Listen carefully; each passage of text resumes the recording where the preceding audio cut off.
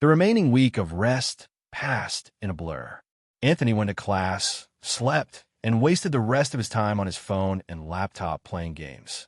He briefly considered recreating Earth's popular apps and social media here. With enough reach, he could control information, manipulate public opinion, and make absurd amounts of money. After thinking it through, he dropped the idea. I'm already filthy rich. My family can control information if they want. Why would I give myself more work for a thankless job? So he let the thought die and went back to gaming. During that week, the Academy's atmosphere changed. Once people learned that the vice president had personally taken Tiara as a disciple, everyone suddenly wanted to be her friend. Flatterers started flocking around her, trying to build connections. Tiara ignored all of them. Her days were divided between classes, the library, training, and cultivation. She had no time for fake friendships or pointless socializing. Besides, if she slacked off even a little, a certain white-haired human would use the opportunity to widen the gap between them. As for Brian, he returned to his usual quiet self after his defeat. His older brother Karen, however, glared at Anthony every time their paths crossed, eyes full of murderous intent, as if he were trying to drill a hole through Anthony's skull. Anthony treated him like scenery. The other 5 great family's children still hadn't spoken to him even once, which surprised him a little. He'd already shown his strength more than once, yet their pride wouldn't allow them to lower their heads. Anthony didn't mind. It wasn't as if he wanted people groveling at his feet just because he was ranked first. He constantly reminded himself of his past life, so he wouldn't get arrogant over a bit of power. After all, if the being who blessed him ever felt like it, it could strip everything away in an instant and send him straight back to zero. The more he thought about that, the more uneasy he became. He tried to convince himself that the being wouldn't stoop so low that it had no reason to toy with him like that. But then he remembered how it had played with him before reincarnation, only to compensate him afterward. What if this time it takes everything away? What if it seals my power, turns me into trash, and only shows up years later to make it up to me? It sounded exactly like the kind of plot he'd read in his previous life. The protagonist would climb all the way to the heavens, then get crippled, humiliated, and abandoned. Years later, they'd make a comeback and ascend again.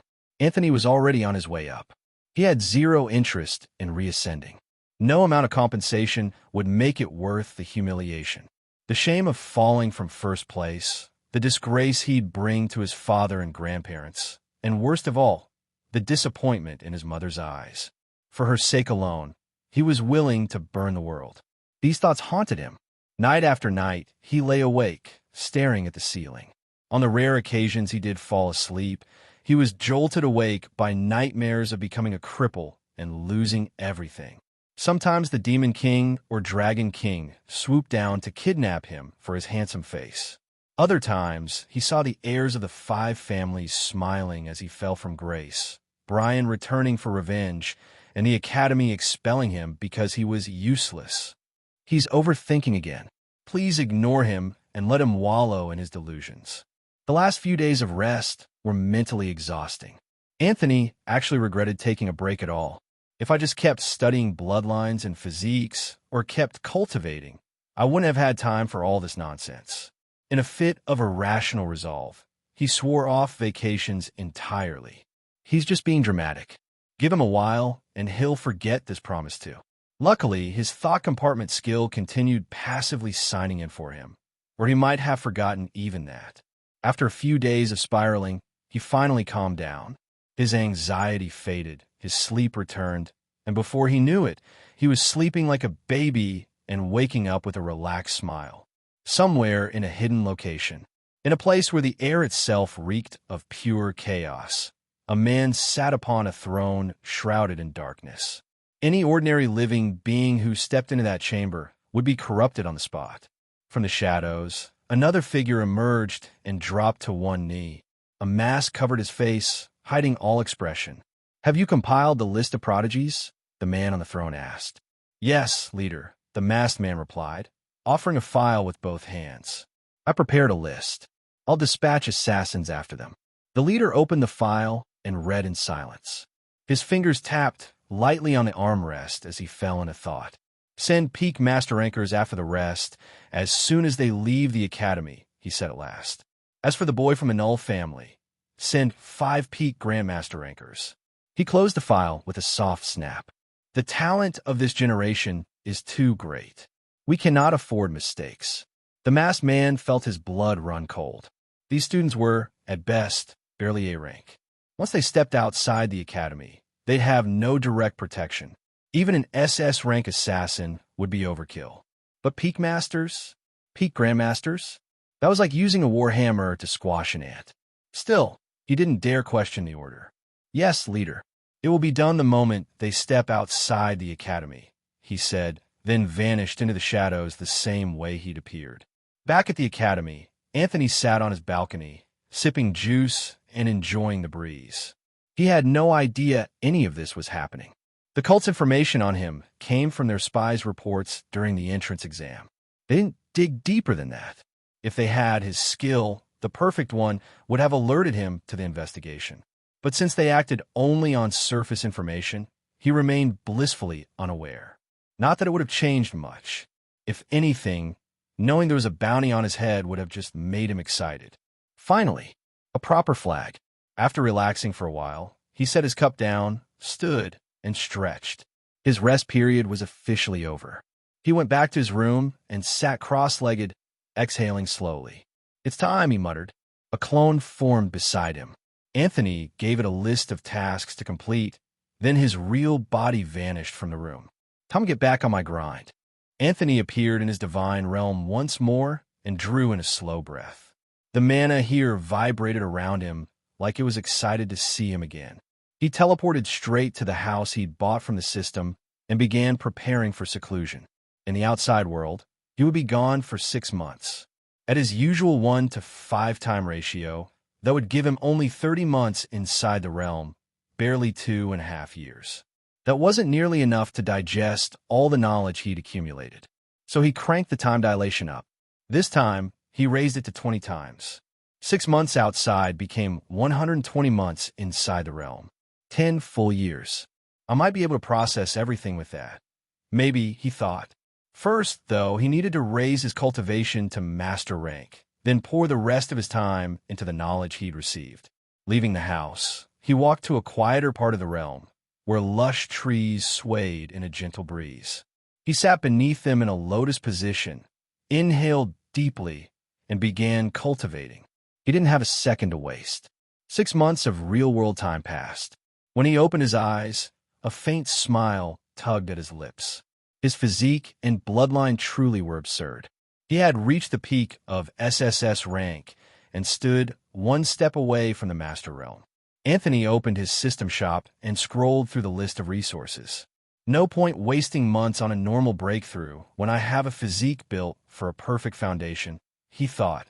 If my body can handle it, I'd be an idiot not to take advantage. After browsing for a while, he found what he wanted. Name, Master Rank Mana Pill. Description, can only be taken by those 1 step below Master Rank, and those already in the Master Realm. Can help break through Master Rank minor realms. Purity, 100%. A simple brown pill appeared in his hand.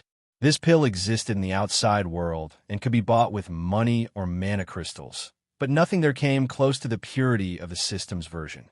For young masters, this pill was the shortcut. If they reached SSS Plus with a stable foundation and bought a high-purity pill, they could step into master rank relatively easily. But if their foundation was unstable and they forced a breakthrough, backlash would cripple or kill them. It was basically suicide. That was why everyone obsessed over foundation. The weaker the foundation, the lower the battle power and the worse the chances of breaking through, no matter how talented you were. Anthony swallowed the pill. A massive surge of mana erupted inside him, raging through his meridians. He calmly guided it toward his mana core, letting it wash over and nourish it again and again.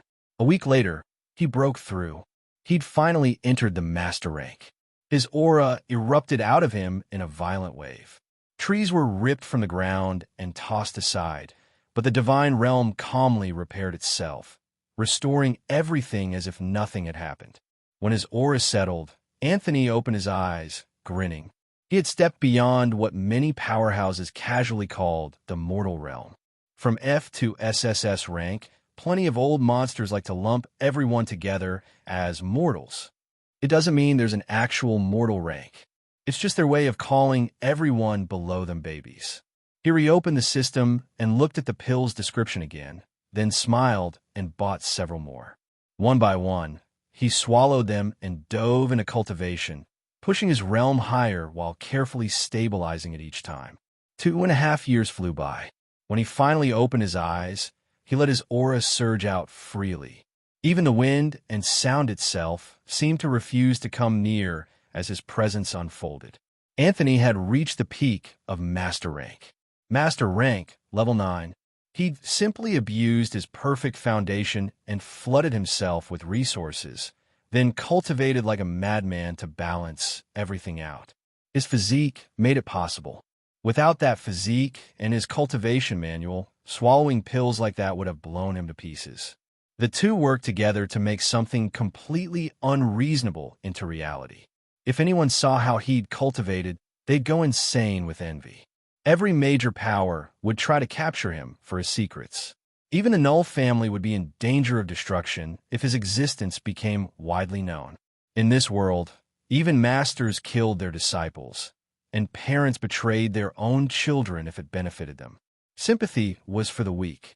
The only law was the bigger fist.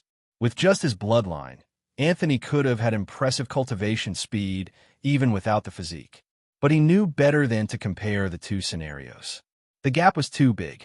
Rich young masters might be able to buy millions of the same pill he took, but without the right physique, manual, and foundation, they die the moment they try to chain breakthroughs like he did.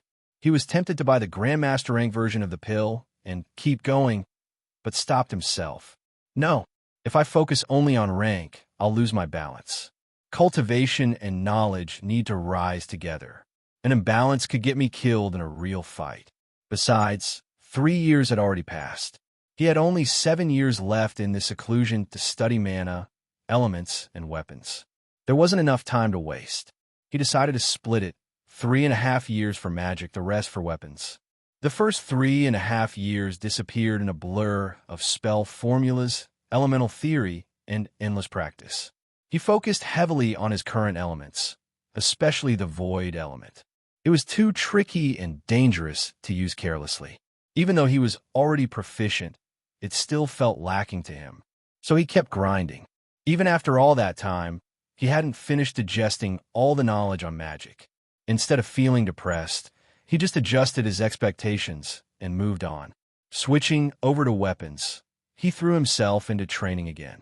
At his current level, even a random branch in his hands could become a deadly weapon. He thought of his weapons instructor, Klaus, who had likely spent thousands of years polishing his craft. Anthony couldn't help wondering if he had already surpassed the man because of his physique and knowledge. He immediately crushed that thought.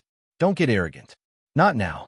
He hadn't gone through all the sword and magic knowledge yet, but his progress was enormous. That was enough for now. Throughout the 10 years, he never forgot to sign in.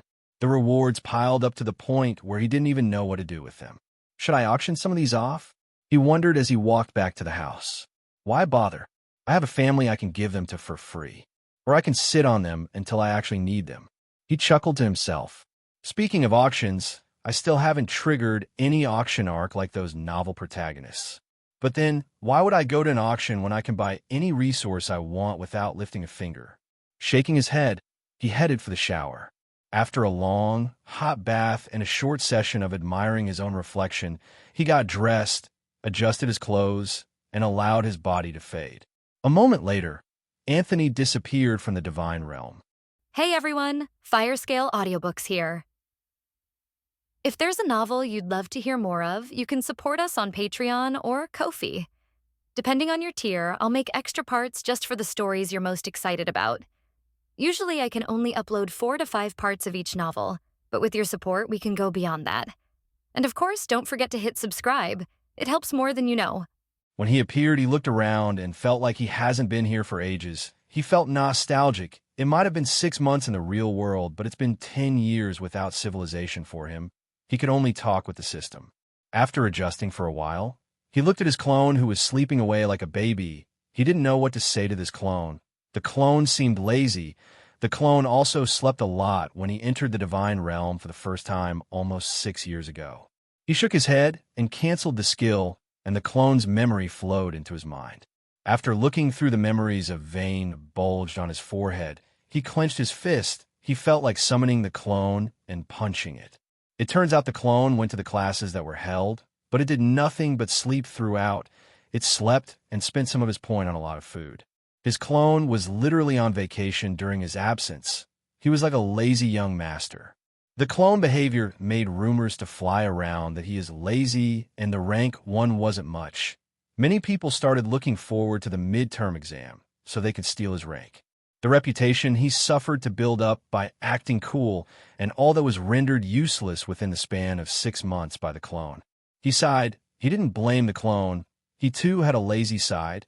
If he reincarnated in a world without magic like his previous world and was born in a rich family, he won't bother working hard after he suffered in his first life. It's just that his clone got to live the life before him, which made another vein to appear on his forehead. He simply shook his head and forgot about it since there was nothing he could do about the matter. Through the memories, he saw that Brian was accepted by the dean of the academy as disciple. This was 2 weeks after he entered Divine Realm. Anthony was shocked. It seems powerhouses were using this golden generation time to grab disciples. Tiara and Brian simply used 6 months to fly from A rank to S rank, which was already too absurd. This kind of progress was only possible in the lower rank like the D ranks and lower, though it was possible to have this progress in higher realms, but it would damage their foundation, which was very stupid thing to do just to make a little progress. The higher your rank, the harder it is to even advance a small realm. That's why this is too absurd to Anthony. Although Anthony did the same thing within 6 months, don't compare them as one was the A rank and the other was the SSS rank, which is 3 major rank above. Remember, the higher the rank, the harder it is to even take a step in that realm. But Anthony did it in that same 6 months thanks to his physique and bloodline and cultivation technique, while having perfect foundation on top of that. It seems the dean and vice president pumped their disciple with resource while helping them have a solid foundation along with the way. There was no way powerhouses of that level won't have resources to stabilize foundation of immortal rank. Powerhouses were simply too rich due to their ridiculous lifespan, helping them gather resources all their lives. Anthony had a thought of robbing one of these powerhouses, but he killed the idea immediately it came to life. He was simply too weak to even injure these people. Besides, he has a free shop that can give him anything as he grows stronger together with the sign-in system. There was simply no one richer than him on this planet. Anthony was sure that if those 2 powerhouses had a chance, they would cultivate these 2 disciples directly to the SS rank. But that would be a reckless move, as a backlash or damage would be imminent. Nobody would risk their disciples or their own life just to take a step that they could take a while later. Anthony thought of the technique, spells, and skills these 2 people would enjoy and was tempted to take a master. But he knew that was the greatest what if. Takes back everything if he acknowledges anyone as a master. He won't accept anyone as a master even if the world will beg him. He won't take such fruitless risk at all. He continued moving through the memories. Then he furrowed his brows when he came across a certain rumor. They're finally making a move, Anthony thought. It was the Forsaken cult. They sent assassins towards some genius students, and all of them died. Not a single one of them that stepped out came back to the academy. Those who survived after leaving on a mission were those who were irrelevant to cult. They only went after those who were going to grow into powerhouses, and 5 people from the S-class died, while the rest that survived did, so by using trump cards prepared by their family. It seems the 5 that died in the top 20 didn't even have the time to activate their life-saving item and other to run. Since each child in the top 20 was the child of a powerhouse, they all had things prepared to save their lives, which the academy left to them, while everything was taken from at the academy entrance. About 200 genuines died at once in a span of 6 months. This has to be a big stain on the academy's reputation, as this is the first time this was happening and the world was in complete chaos. Of course, the academy didn't take this lying down. They wiped out every single base of the forbidden cult they could find, killed every single one across all domains. The world literally shook under their might. the families of the 5 dead children in the top 20 didn't take it lying down. They too sent out armies, and blood flowed. There were guesses of war going to occur, but no one cared. They literally pushed the cult to the edge, but the cult didn't give in. They kept attacking the students, and the academy had to stop giving out mission for the moment. The 5 at the top 20 who died were Rank 5 Fair's Fair/Fairy. Rank 10 Von Karen/Dragon. Rank 12 Blaze Lillian/Phoenix. Rank 16 Hemmelwolf/Werewolf. Rank 17 Hillary Amos/Human. People confronted the academy for an explanation, which the academy accepted it was their fault and compensated all families. In all domain, the patriarch of each of these families that had a child that died didn't even wait for the academy to do anything. They started the entire thing on their own before the academy joined, especially the dragons who usually attacked anyone that killed their kin. Even the dean, personally moved as the brother of the disciple he just accepted was killed, he had to show force to his disciple. Once he moved, even the world trembled in space, and a cultist and a demon power rank on his level fought him. He fought 2 against 1, but still came out without even a single scratch on him, and then went straight for the bases they came from and wiped them from the planet. This day would simply go down in history books. Some powerhouses didn't make a move as their children didn't die, so they didn't waste their time, but diverted their time to their own children and increased security in the area and around their children. These 6 months were literally dyed in red. Anthony was really surprised by all this. The Forsaken cult really made a move against the academy, and they all fought for 2 months. Even a demon on the dean's level made a move to suppress the dean, but ended up dead. Indeed, it was a lot to unpack. The first year wasn't even finished, and 20% of the students were already sent to their maker. Anthony shook his head at all the fun he missed, but at least he grew stronger. He went through the last bits of memories, then smiled.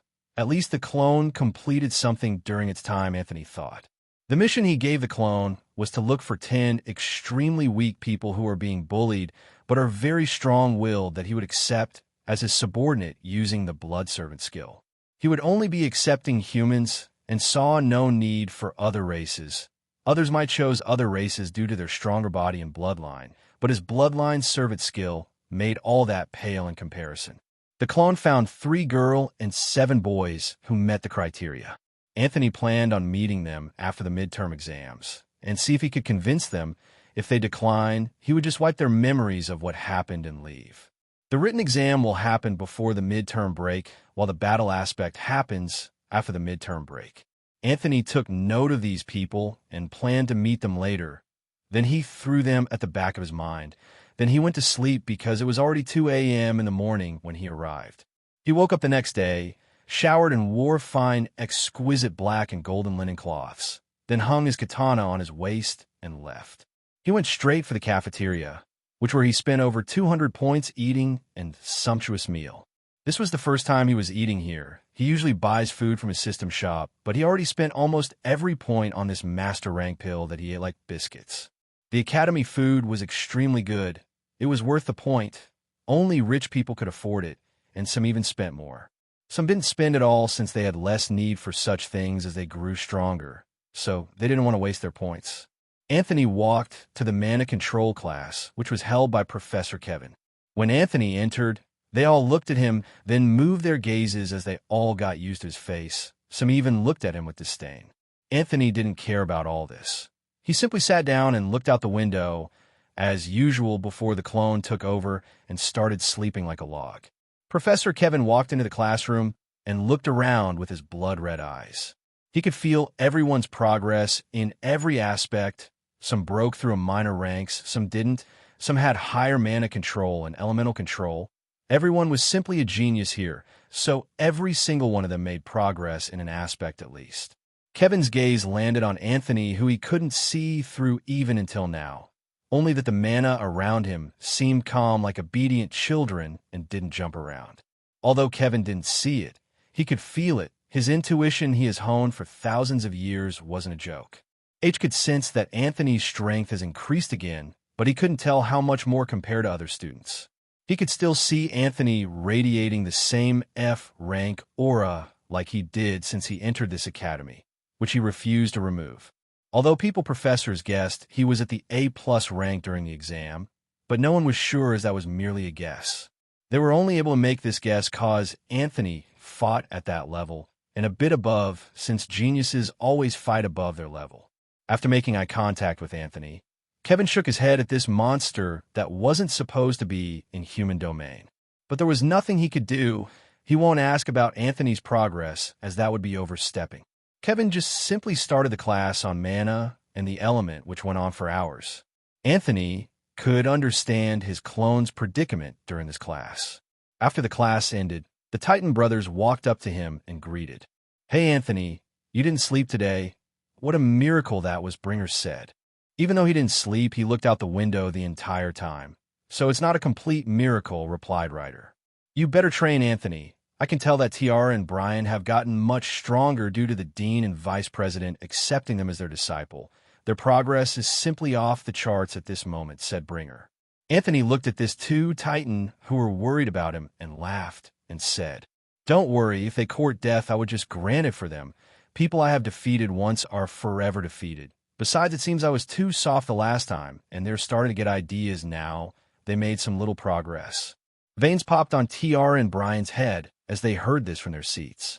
Even though Anthony spoke in a low voice, they could hear it. It made them angry that Anthony was looking down on them. They refused to believe Anthony was now on their level after training with world-level powerhouses and resources. Within the same 6 months, Anthony just slept and ate like a pig. They believe in their progress, and nothing will change that. They didn't reply at his statement. They would simply challenge him later, after midterm break, for their rightful position.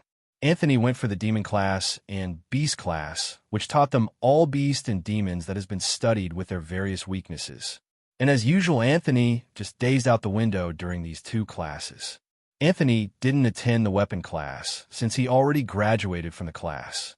He decided to spend that time walking around the academy, going through shops in the area, trying to see if he could strike it big like those protagonists who find world-defying things in a shop made of unstable wood that looked like it would crumble anytime soon. After walking around for about 3 hours, Anthony found nothing. He cursed in his mind repeatedly. He didn't know if his luck was just that low, or it was just that everyone could identify every single treasure and won't leave any scraps to anybody at all. TSK. I better not catch those authors who made those protagonists gain gems from every store they walked into. I better not catch any of you in heaven, Anthony thought. Although he already had loads of treasures with him, but who would say no to more? Besides, he wants to experience picking up treasure from trash like other protagonists, but it seems he was being naive here. He simply sighed and went to the challenge arena where people battled each other. Here people can settle grudge or battle each other for training or whatever. Simply put, all battles were done here. Anthony saw a lot of students on the way who looked at him with strange gazes as he was too handsome, and from the badge hanging on his chest that says he was from the S class, which meant he was a powerhouse in his year amongst his peers. Surprisingly, someone walked up to him and showed him around the arena. Anthony even found out that they could place bets here with academy points. This was one of the sources of points, but people almost mainly lost every time, although people still won too, if not the entire thing would be shut down already. He got to the betting area, picking a fight to bet on, each having their own odds based on the fighter. After picking a fight, he will activate all-seeing eyes gaze into their future fight, find out the winner and stake on them. Since every student of the academy were weaker than him, he could use the eyes on them without too much problem. This was what Anthony planned to do.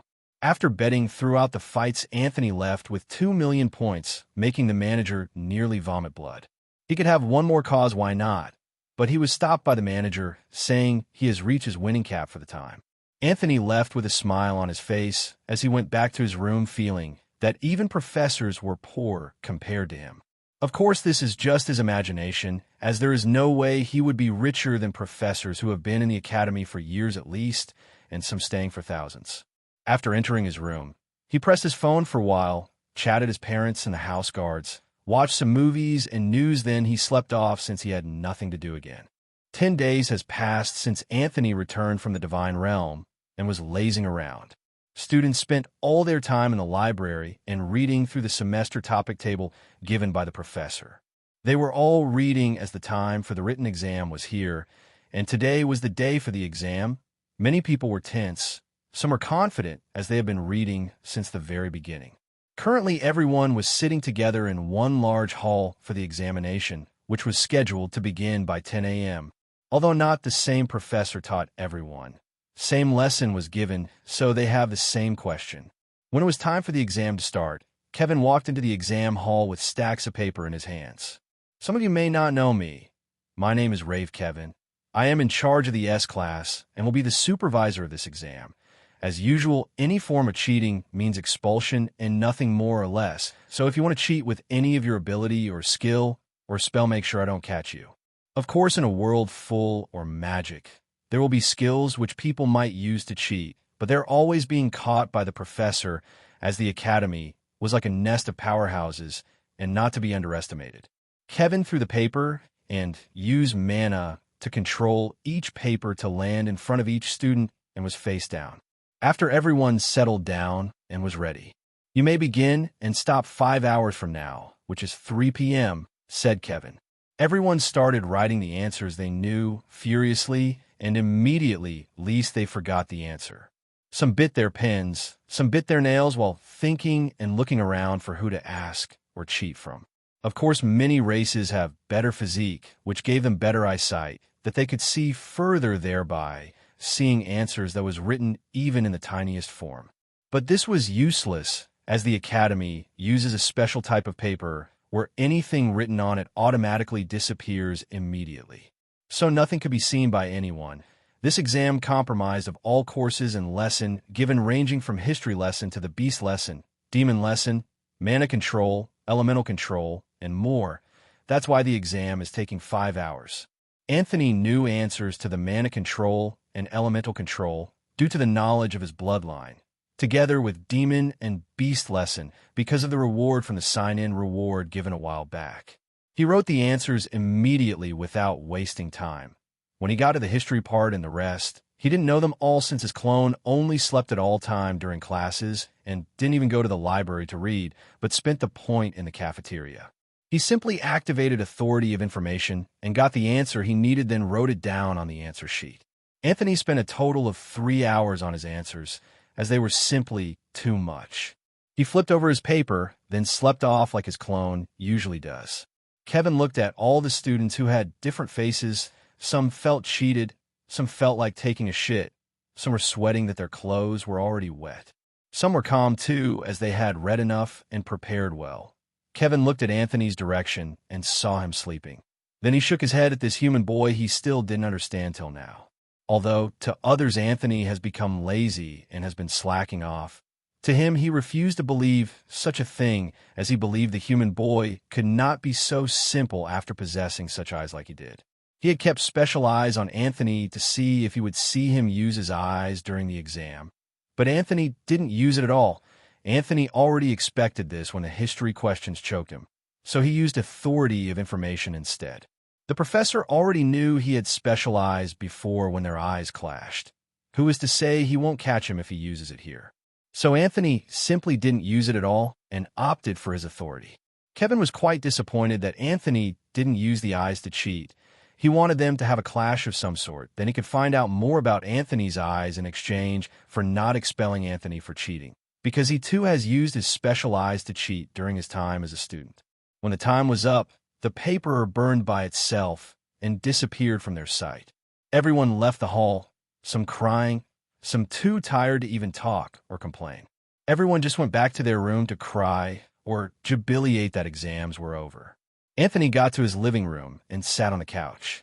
"I guess it's time to meet them," he murmured to himself. It was nighttime at 10 p.m. Anthony created 9 clones and sent 9 of them after other people and met one of them by himself. The guy used his katana, so he decided to see this student who was a fellow katana lover like him personally. Although Anthony used all weapons, katana has always been his favorite even before his reincarnation. The clone had already gathered information on all of them, so he already knew where they were. Everyone just teleported from the room to their target's room. In a training room, a boy could be seen swinging his katana over and over again, with sweat dripping from his muscular body. Anthony had already appeared here a while ago, but just kept quiet and watched the boy train. The boy had various flaws, but that was to be expected, as he had no one to correct him aside from Klaus, the weapon instructor. After 45 minutes of continuous swinging of the katana, the boy stopped and turned to pick a water bottle behind him to drink water. There he saw Anthony leaning on the wall.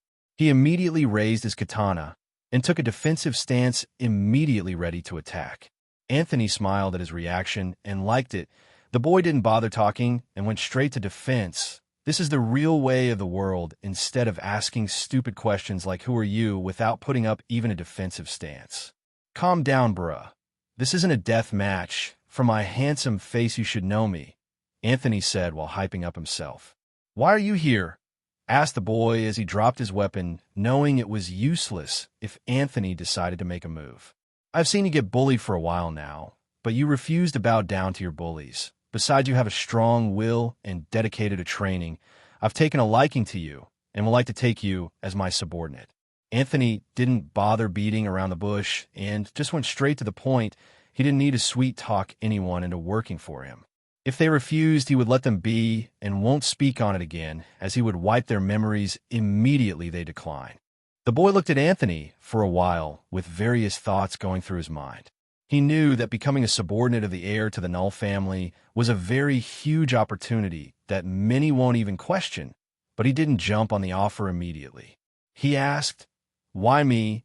I'm sure there are other students who are better candidates and have better chance and talent. Why would you come to someone crawling on the lower rank?" "It is precisely because of your crawling on the lower rank that I chose you. It is because of that your will is strong enough and won't bend so easily and would be able to recognize an opportunity when you see one," Anthony replied with a smile on his face. The boy thought for a while and replied, "Can I think about it for a while? This is a life-changing offer. I need some time to consider." "No problem. I would only give you 2 days." After saying that, he threw a blue stone to the boy and said, "After deciding, and you agree, crush that stone at exactly 1 p.m. 2 days from now. If you don't accept, the stone will disappear on its own. Remember, 2 days." The boy caught the stone and nodded. Anthony asked, "What's your name?" The boy looked at Anthony and smiled while saying, "I am sure you already know that." "It was nice meeting you, Spectre," Anthony replied with a smile also and disappeared. The same conversation held place in 9 other rooms. Anthony and his clones returned to his room. He canceled the skill, looked through his memories and nodded, then went straight to sleep. He didn't even bother changing clothes. Anthony woke up the next day, feeling very refreshed. He went through his normal routine. Everyone was happy about today, because today was the day everybody will be going home for the midterm break. Anthony dressed up handsomely as usual and sat on his couch as he got a text from his father that he was already in the academy premises. It seems he left early. Anthony walked out and stood at a random spot where cars could arrive, and in less than 5 minutes his father's and bodyguard's car arrived in a convoy. His father came down from the car and hugged his son. "How have you been, my little monster?" "Father, you have to stop calling me that." "But you are a monster, baby." Anthony sighed and asked his father about his mother, because she wasn't here, which was unlike her. "Your mother has some business to handle. She would be back in 2 weeks," he said. They entered the car and drove off to the Null estate with the guards around them. "So how was the academy?" "You indeed made your name resound in the academy walls," Michael said with a grin. The academy was boring. Hardly any challenge or anything. Life is too peaceful," Anthony said with sadness in his voice. "I'm sure if you took a mission and assassins were sent after you like the rest, you won't be saying this right now," Michael countered. Anthony shook his head. He wanted the assassins to come, so he could fight and feel the thrill like he did with Dreg. If he couldn't win, he would run away immediately. There was no reason to court death. That being would definitely laugh at him for dying immediately with all the abilities he has. Within a few hours, they got home, without any issues along the way. Anthony walked into the house and saw the butler standing at the door, as always, and greeted him as soon as he saw him. "Good afternoon, Uncle. How have you been?" "Young master, it's been a while." "It seems you have gotten stronger again, young master," he replied. "Yes, Uncle. The academy taught a lot of this. I've made some progress," Anthony replied. Then Anthony walked around and greeted all the maids he gossiped with and guards, as he wasn't here for 6 months. And just like that, hours passed, and the time to know the people who accepted his offer came. He walked into the seclusion room and use void magic, and created a void barrier around the room itself, in other to shield everyone's presence. Then he sat down and waited. Immediately 1 p.m. struck. 10 people appeared in the room. They were dizzy for some time before they got a hold of themselves and looked around before they saw Anthony sitting on a chair waiting for them to finish gathering themselves. It seems everyone accepted my offer in the end. Congratulations, for this is the chance to stand on top of everyone. But below me, Anthony cringed as he said this line, but he kept a straight face. They all looked at each other and were surprised that they were this many. They each thought they were the only one being recruited, but it seemed they were overthinking things and were not special. You may introduce yourselves if you wish to, Anthony said to them. Spectre made the first move. My name is Spectre. I use the katana, and I have the lightning element, he said. My name is Lit, and I have the metal element, and I am a spear user. My name is Ross, and I have a lightning element, and I use the saber. My name is Donna, and I am a water mage. My name is Vivian, and I am an ice mage. My name is Clement, and I use the dagger, and I have the darkness element. My name is Evelyn. I have the light element, and I am a healer and mage at the same time, but I don't have enough talent to support my abilities in class. My name is Mike. I use fire and the sword. The name is Marcus. I use wind and the sword, and I'm also an orphan. I am Arnold, an earth and spear user. They were all practically orphans. Anthony didn't know whether to laugh or cry. He felt like he just bought an orphanage home. He shook his head at the thought and threw it out of his head and looked at them and said, What I'm giving you is pure power. You will basically become my slaves because you will forever be bound to me. And you can't go back. You can't wake up tomorrow and say you are out. You can never be out. The only out is death. My orders are practically law. This is the price of power I will grant you. Some of them frowned, but they already expected this. There was no way they could quit midway, but they still had lines they didn't want to cross at any cost. As if reading their minds, Anthony continued. Of course, I won't tell you to do things that are mad, like wiping out the human domains and things like that. But of course you'll have to kill people, as I don't like goody two-shoes. Well, not that any of you here are, which is one of the criteria for picking you. They were all relieved. They didn't want to go all committing crimes. That was just too much. Then let us begin, shall we? Anthony said.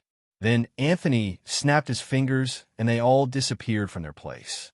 When they all opened their eyes, all they could see was outlandish trees, but they ignored it and focused on Anthony, who was standing this time around. Let us begin, as we don't have much time. He cut his finger with his fingernails, and 10 golden blood floated out, and his face paled for a second before returning to normal due to the recovery speed of his infinite regeneration. Anthony doesn't have golden blood. It's because it's his blood essence, which is a unique cause of his physique and bloodline. The 10 golden blood essence were in form of a water drop, which moved and floated in front of the 10 children, who just stared at it with uncertainty. Anthony said, This is my blood essence. This will help you increase your talent in whatever you had, even the most little talent, and no matter how small. Even if your talent was throwing stones, my blood essence will simply make you the best, and it decides being better than me. In your cases, if different people possess the same talent, you get the same amount of talent, but who is better at it depends on who trains and fights more. They all nodded and proceeded to swallow the golden drop of blood in front of them. They all immediately started convulsing and screaming, but none of it was heard, as Anthony already erected a space barrier. Nothing could leave here. They all laid on the ground, vibrating, as if they were being electrocuted. Blood flowed out of their skins and their 7 orifices. Some of them directly fainted as they couldn't endure any more pain. Only Spectre and Vivian stayed awake as the process, both still screaming their lungs out. If possible, they would have coughed out an organ. Their body and blood was modified down to the lowest form possible. Their bones literally broke and healed itself, followed by their muscles, organs, skin, blood. Even their souls were nourished. Nothing was spared, but if they could endure, no pain they would feel in their life will make them flinch unless it's something like emotional pain. After an hour of screaming competition between Spectre and Vivian, their horror of a pain finally stopped, and they laid on the ground, questioning their lives. Anthony looked at all of them with a smile, then waved his hands, and all stains were cleansed from their body, and the rest woke up from their sleep. How do you feel now? Anthony asked. They didn't know how they felt. Mana kept moving around them in greater degree like children who just saw an ice cream. As they were about to reply, they were flooded with information directly into their mind. This information was about their gains and physique and bloodline. After about another 2 hours, they were done and started smiling like new puppies. They were about to talk when Anthony snapped his finger and the surrounding changed from the forest to another forest, but this time, the mana here felt extremely and absurdly abundant and extremely pure. Anthony had transferred them to the divine realm. Since they have absorbed the bloodline and became eternally loyal, they can enter here as they please now. They looked around feeling like they had been transferred from a small-sized swimming pool to an ocean. They didn't know how to explain it, but before they could dive in, Anthony spoke first.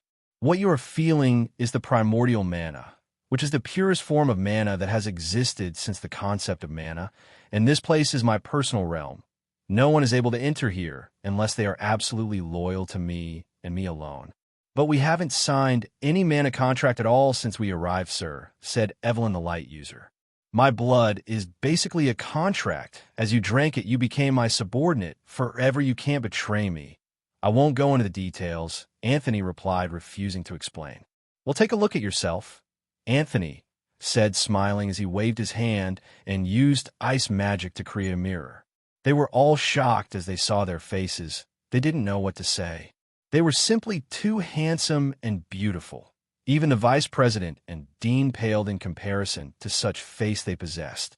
They literally became the top 10 most charming. Of course, compared to Anthony, they could only curse their gods for their ugly faces that didn't even get anywhere near his. The men's body were literally packed with chiseled abs and packs. They weren't bulk, but they are sure they possessed absurd strength in those muscles. The women's body were alluring. The fairies dare not say they could compare here. Their waist-length hair, they were too smooth, as if crafted and plated from the universe hands. Skin so smooth that even a baby's but paled. Such jade-like skin has never existed. Even a men dare not say they possessed a more charming skin, as theirs were still good, but thick and strong from too many muscles. But this didn't mean the women's body was weak. They possessed maddening strength that could crush mountains. Their eyes sparkles, as if it were removed and replaced with the rarest galaxy gems itself. They simply gave every single female from any race no chance to contend, even if they used charming magic or make-up or elixirs to improve their beauty. Anthony looked at these people wondering if they would fall into an abyssal hole called narcissism, forgetting that he himself was already deep in that hole and was suffering to come out in one piece. Anthony shook his head and destroyed the mirrors and said, "Tell me your gains." Spectre responded first. "I have awakened the lightning battle katana physique, which makes me unparalleled in battle, lightning, and in katana," he said with a smile, as he always loved his katana and enjoyed battle, but had zero talent for them. Even a fight was no different than courting death or suicide, so he kept training. Vivian followed up, "I have awakened the Origin Ice physique, which grants me a lot of perks and advantages," she said with her thick blue eyes that radiated ice itself. Even her body was as if it affected ice, her face becoming cold, and she resembling a cold beauty that only smiled in front of her Prince Charming, but kept a cold face in front of other people. Clement followed up, "I awakened the Death physique, which goes well with my dagger and darkness element. I awakened the Spear God physique," said Lit with pride overflowing his body. "I got the Overlord physique, which makes me a master of sword and fire," said Mike while sending a smirk to Spectre, as if challenging him to who has a better physique. "I have the Origin Aqua physique, which makes me the ruler of water itself," said Dana, glancing at Vivian, who has almost the same physique. Her physique gave her a demeanor of someone who was peaceful and serene and loving, but if touched unnecessary, would crush anything with a single wave. "I have the Origin Light bloodline, which makes me unmatched in the light element, making me a healer and a mage who is unmatched on the battlefield, also granting me special eyes that can help me see through a lot," said Evelyn as her eyes flashed with golden light.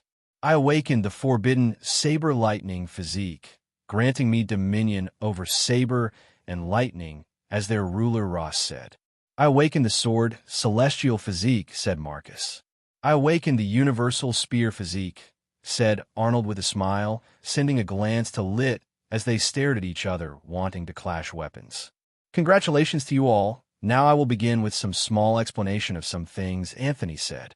Your physique and bloodline comes with knowledge that will help you in tandem with your talent as you train.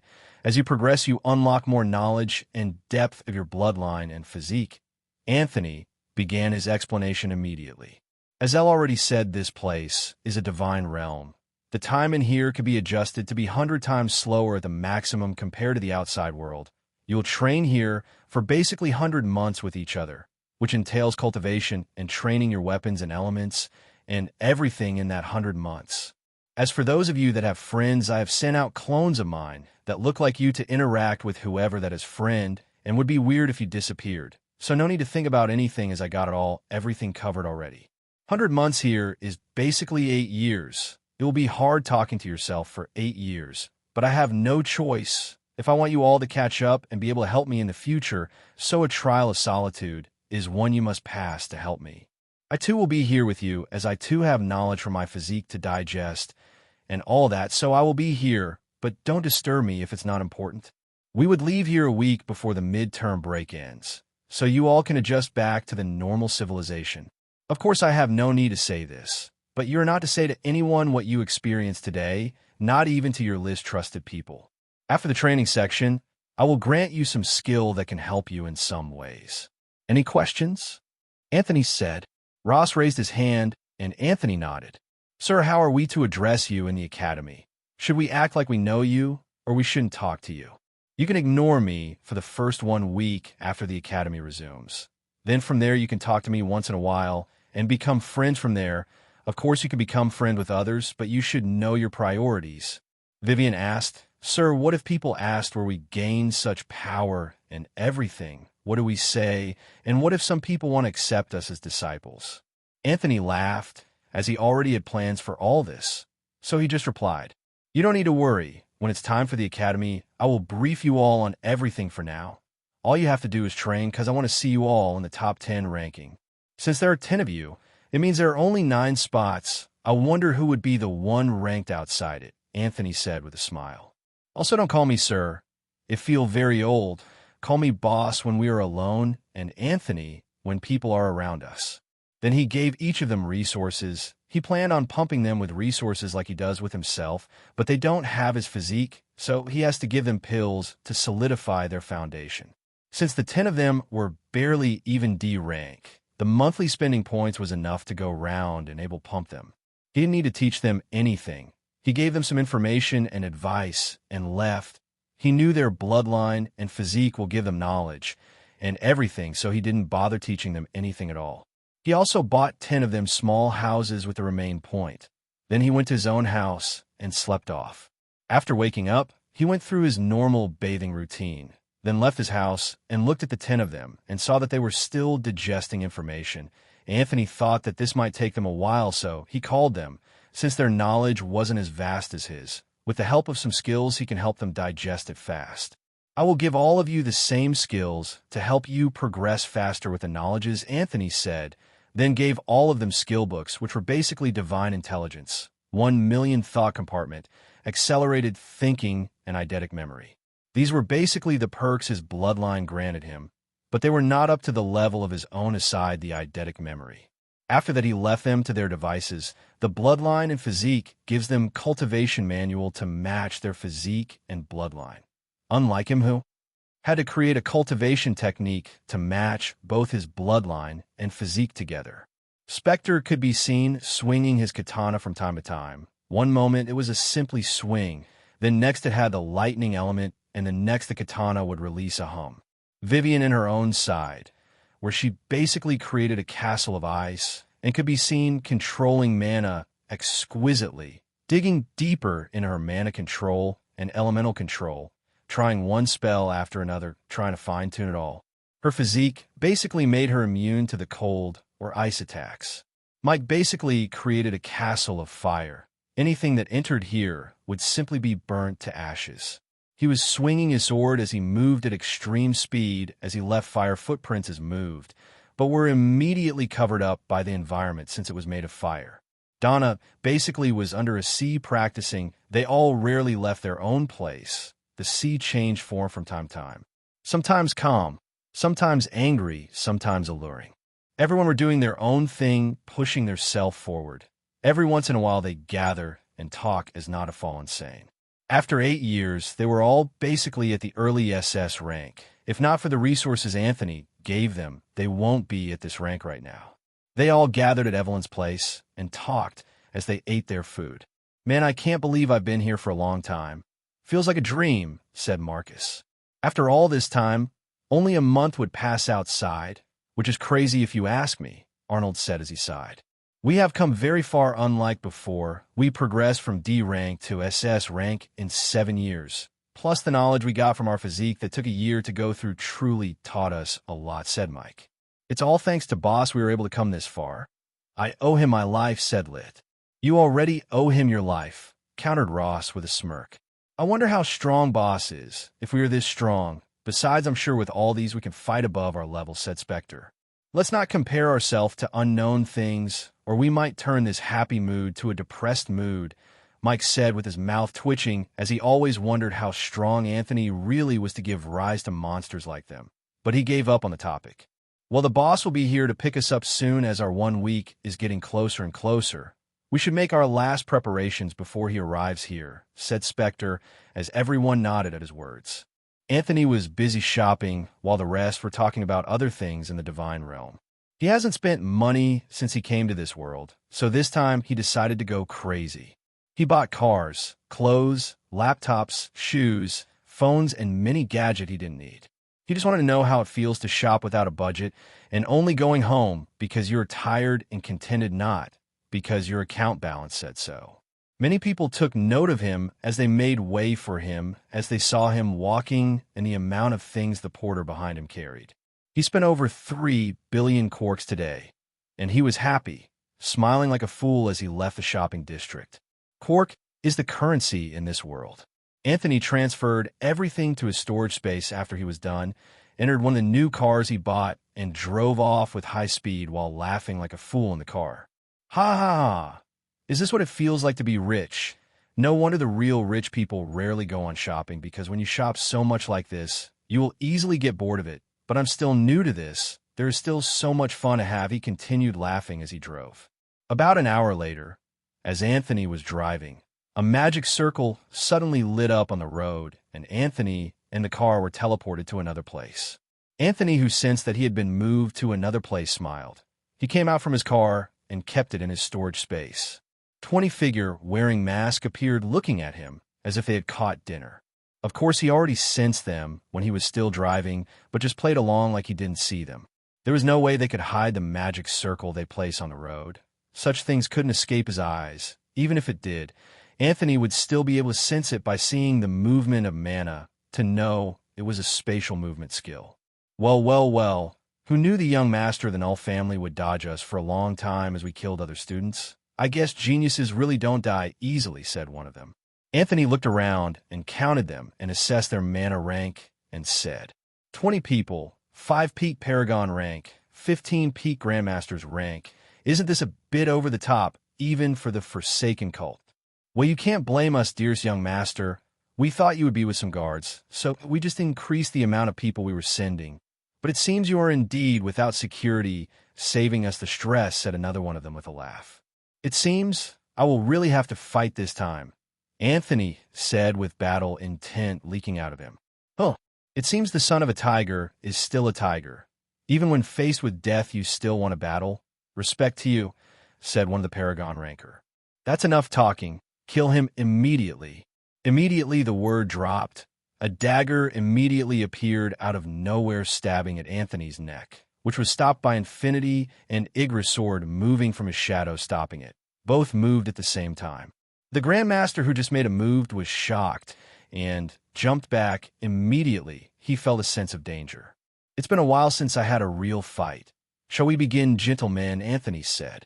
"Come forth," he said, and darkness fell on the already dark night, and the ground was as if it was covered in dark blankets, and 19 figures stepped out. Igris, Bellion, Baru, George and Unknown, who were the 5 peak paragons, each picked an opponent. You dare lay hand on my liege with such filthy hands. Your own punishment is death, said Baru to the opponent he picked. You know, for once I agree with you, said Bellion, as all 5 of them unleashed a devastating peak paragon rank aura. The remaining 14 were faced and challenged by other Grandmaster rankers among the shadows. Anthony brought out his katana and took a stance against the final peak Grandmaster, who was also a swordsman named Hariko. The assassins were shocked, seeing subordinate appearing out of nowhere. Let's dance, gentlemen. They all moved at the same time and clashed, each with their opponent. This was a death dance. Hariko and Anthony clashed, and a deafening explosion resounded. Anthony was thrown back like cannonball. Immediately they collided. He continued flying across the air, smashing trees along the way, creating ravines as he bounced on the ground. After landing on the floor, he stood up uninjured while telepathically tell his shadows to continue their own fight and not intervene in his till they were done. It seems you overestimate yourself, young man, but I am more surprised you survived that. It was truly worth moving another to kill you like we did, Hariko said with a smile. As he spoke, Anthony was deep in thought. So this is the strength of a peak Grandmaster. Although I am sure he hasn't used his full strength, I get the gist of it.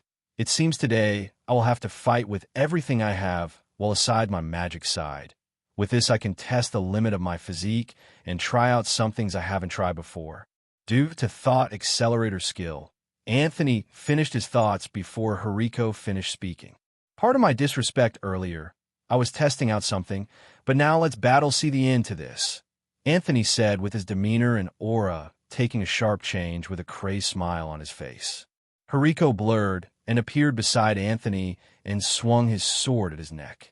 Anthony, ramping up his physique to the peak and increased his speed, and met the sword with his katana, and a cataclysmic implosion occurred, but this time none of them moved from their position at all. Hariko was shocked by what this little lass, who was not even 18, was doing. I have to kill this monster here, he thought. Hariko didn't hold back anymore, and he increased the destructiveness of his attack. They left shockwaves in their paths as they moved. Even the paragons were shocked by such as their battle occurred. They couldn't believe that the Null family hid such monster. Little do they know that the Null family didn't hide such monster. They just didn't know they had such a monster. Tree branches uprooted as they moved, the ground shaking at the might of their speed and feet. They only left faint light streaks as they moved, while sword marks scatter and were engraved on the ground. Clank, clank, asterisk, asterisk, asterisk, clank, asterisk, asterisk, asterisk, BOM, asterisk, asterisk, asterisk, boom, asterisk, asterisk. The air pressure from their attack so massive that even the debris were further grounded to dust under such display. They suddenly took their fight to the sky as they flew up in the air and clashed swords. Clouds disappearing as they clashed, space shattered at their might as they weren't even going all out yet, but still testing the waters with each other.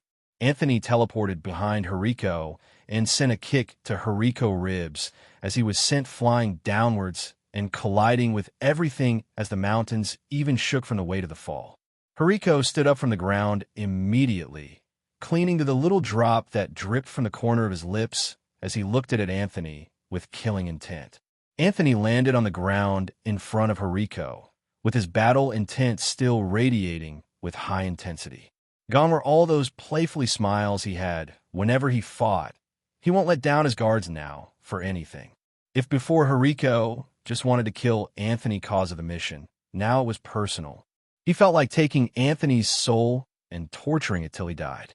If he didn't kill this little brat and even managed to go back with all this information, his colleague would still laugh at him. He wasn't going to hold back anymore.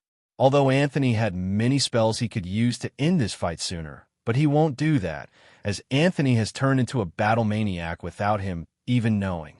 If he just used magic to kill off opponents by bombarding them with magic, how would he improve? So any fight where he could still fight without bringing out more cards, he would fight it like that, as people only truly improve during battles and with their lives on the line. From now on, testing any water is over. Hariko activated his innate talent which he acquired when he awakened, which purely doubles his strength, mana, speed. A very thick red aura seeped out of Hariko's body, covering his body, further enhancing the already doubled speed and strength, also covering his weapon with aura, which further strengthened it. Space seemed to bend just from his presence alone due to all this. Anthony's eye activated on its own as it sensed the danger and gazed a second into the future, where Anthony's head was cut off, then went back to its passive state. Anthony didn't bother thinking why the eye activated on its own, but thanked it for activating.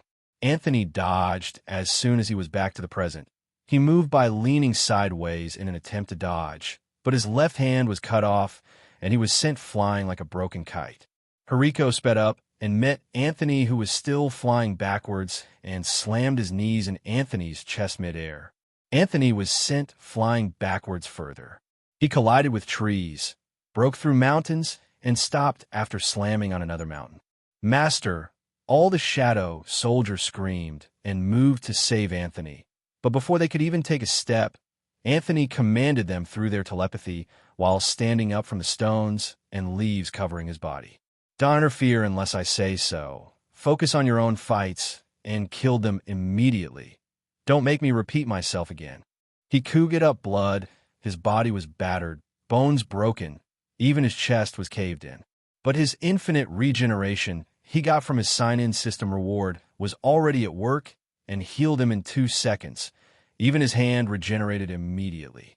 Anthony looked at Hariko while thinking, I could barely match him before, but now he has activated something like his physique or whatever and even boosted it with aura. Even if I activated my aura, I won't be able to match his speed since he has stepped 1 foot in the door of the Paragon rank. Don't think of the Paragon rank as just another rank like the Master rank or Grandmaster.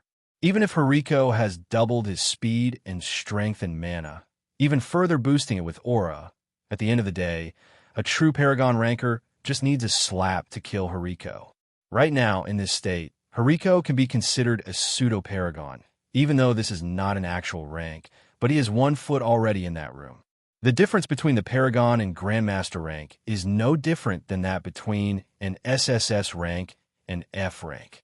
There is simply no comparison at all between the Paragon and the Grandmaster rank. Remember that Anthony is matching Hariko, who is a peak Grandmaster rankers, while being at the Master rank. This is how broken Anthony already is. Anthony didn't bother fighting those assassins at the Paragon rank because he knew he was still an ant compared to them. He couldn't match them in any way unless he used his magic he possesses, which is broken. Why is someone as talented as him with the Forsaken cult? Well, it doesn't matter. All I have to do is kill whoever that takes a step near me, Anthony thought. Anthony breathes out and activated a magic he has never used before since he reincarnated. Today, in order to fight an enemy stronger than him, he has brought out another card. If not for his skill Infinite Mana, he won't dare to bring out this element and use it like this at his current level. Time seemed to slow for him. He could feel the wind slowing down, falling leaves getting slower to the point as if time has stopped for him. Everything kept on getting slower. An illusionary huge clock appeared behind Anthony, which only him could see. The moving hands on the clock seemed to increase in speed before dissipating immediately, it appeared. Anthony, using time magic, increased the time around him, thereby increasing his own speed. Anthony released his aura and covered his entire body and katana with it, further increasing his speed and strength. He took a stance and moved as if he teleported, arrived before Hariko, and swung his sword in a horizontal manner. Hariko, caught off guard by Anthony's speed, immediately blocked, but he was sent skidding on the floor, which he easily regained his balance immediately. Hariko activated his wind element to further increase his speed as he saw Anthony's speed has increased. As they both moved and collided, the sheer impact destroyed everything in its wake. A master ranker could die just for being near this fight these two were having. Sword technique, wind style, hurricane slash. Hariko slashed at Anthony with his sword covered in aura and wind element, sending out 1,000 crescent-shaped wind attacks. Anthony saw the fast attack, but didn't fret. He simply controlled time and slowed down the speed of the approaching attacks, increased his own speed, and cut all 1,000 of them into pieces. He immediately moved to attack. Endless technique, katana series, lightning calamity. Anthony's katana, which was already covered with aura, immediately got covered with lightning, and he slashed out with his full strength in a diagonal way, leaving a faint purple line. Hariko was shocked by this sight, with his sense tingling, sending him death signals. He immediately brought out his armor, which he always hid inside him, and activated it, pouring all his mana into it before the attack landed on him and his surrounding. Boom boom asterisk asterisk asterisk asterisk asterisk. Everything within a 10 kilometers radius was reduced to ashes and atoms. Some charred, trees set on fire, mountains collapsed, smoke occupying everywhere. The Paragon rankers were shocked by this scene. This was too much power for people at the Grandmaster rank. They were shocked that Hariko has reached such level. Even more shocked that Anthony could match one of them at the Grandmaster rank, and he could release such devastating attack at such a young age. Anthony could be seen panting as he has never been pushed to this degree before. He looked around looking for the sight of his enemy. Hariko could be seen in a pit of charred stones with blood around him, his body in armor with his skin and hair burnt. He stood up dizzily, looking at Anthony, who could match him after training all these years. He cursed the heavens for being unfair. He knew he would fall here, as he has used the amour he once found in a ruin to save his life. But he poured all his mana into the amour, leaving him with nothing. He could take potion, but there was no way his opponent would allow him. Anthony walked towards Hariko, who was haggard and was on his last feet. They looked at each other without saying anything, but the fight said it all. Ha ha ha ha ha ha. The heaven truly are unfair. Even if I fall today, I shall take you with me, Hariko said while laughing maniacally. The next moment, Hariko's eyes looked resolute, like he still had a final card. Mana from Hariko's core moved from within as he wanted self-destruct to bring down Anthony with him. Before he could detonate, time seemed to stop completely for them. It came to a complete halt as Anthony looked at Hariko, then he sighed and swung his katana, decapitating him. Time resumed, but the explosion didn't occur due to Hariko's death. Anthony sheathed back his katana and looked round and saw the destruction and shook his head, if not for the barriers set up by the Forsaken cult. Other people might have arrived here due to the disturbance. The Paragon rankers that came with Hariko have been caught alive by Igris and the rest. The Grandmasters were simply killed off by the other Shadow Soldiers before Anthony's fight even ended. Author S note: time is a very strange and strong concept. Don't think because someone can control time, they're automatically the strongest. Controlling other people's time is a very hard thing to do and depends on the power level difference between the two individuals. An F ranker can't just go halting time of the Paragon rankers and killing them. How much time you can halt depends on the strength difference, and you control over it. This is why Anthony just controlled his own time to increase his speed, rather than controlling time to halt or slow down Hariko. It all depends on your progress with the time element and also the power gap. Igris, Bellion, and Baru brought the 5 Paragon to Anthony. Anthony looked at them, not knowing what to even say to these people. My liege, how about we use them as spies? They can feed us useful information about their plans and everything, said Baru. That is true, master, Igris concurred with Baru. But that would be dangerous. If we need any information about anything, I could simply spy for master if master orders it, said Unknown. Who are you again? Asked Baru cautiously as he looked at Unknown and George, who were on same mana rank as him. He didn't want anybody to take away his position as his liege right-hand man. He already had Bellion on his plate. He already bragged about being the only one their liege sent on a mission. There was no way he would give away his position. I am called Unknown, and this is George, said Unknown. Baru looked at them, but didn't reply. He looked at his liege, waiting for his command on what to do with these people. Anthony said, there is no need for them. I have my way of obtaining information if I want to, so they have no use at all. How about we torture them for information they already have before killing them off, suggested Bellion. Anthony nodded, as he already planned on collecting information from them, but he didn't need to torture any of them. He gazed at one of the Paragon, then he activated all-seeing eyes and gazed into the past of that Paragon and saw everything he had done. Even the food the man ate, he saw it all. the mission he completed, the people he kidnapped to turn them to their minions, their various locations, and the runes they use to hide their location. They weren't too high up in rank, so he didn't get any concrete information, but this was enough for now, as he found a location holding people even above the Paragon rank. After getting the information he needed, he simply burned them to death, then collected their space rings from them and drolled about how rich he was now, as these were rings from Paragon and Grandmaster. After collecting all mana crystals from rings, he kept them into his inventory and looked at his shadow soldiers and smiled and said, "Good work, everyone. If there is anything anyone needs, they should say, and I can fulfill need or want." Although Anthony didn't need to do this, he just wanted to do it as they all had consciousness. "Master, we are eternally loyal to you. We have transcended death and immortality. This is already the greatest gift." Everyone declined as they said they had no wish. They were practically correct, as they can't die if Anthony had mana to keep them with him. "My liege, I want a skill from you, my liege. Of course, Baru won't pass on this chance he just got." "What do you want, Ant King?" Anthony said. "My liege, I want the shape-shifting skill. I want to transform into a human form and stay by your side," Baru replied. Anthony sighed. This guy was always obsessed with standing at his right-hand side, but he can't go back on his word, can he? He raised his hand, and a skill book materialized from thin air, and he tossed it to Baru, who smiled like a baby with a new toy.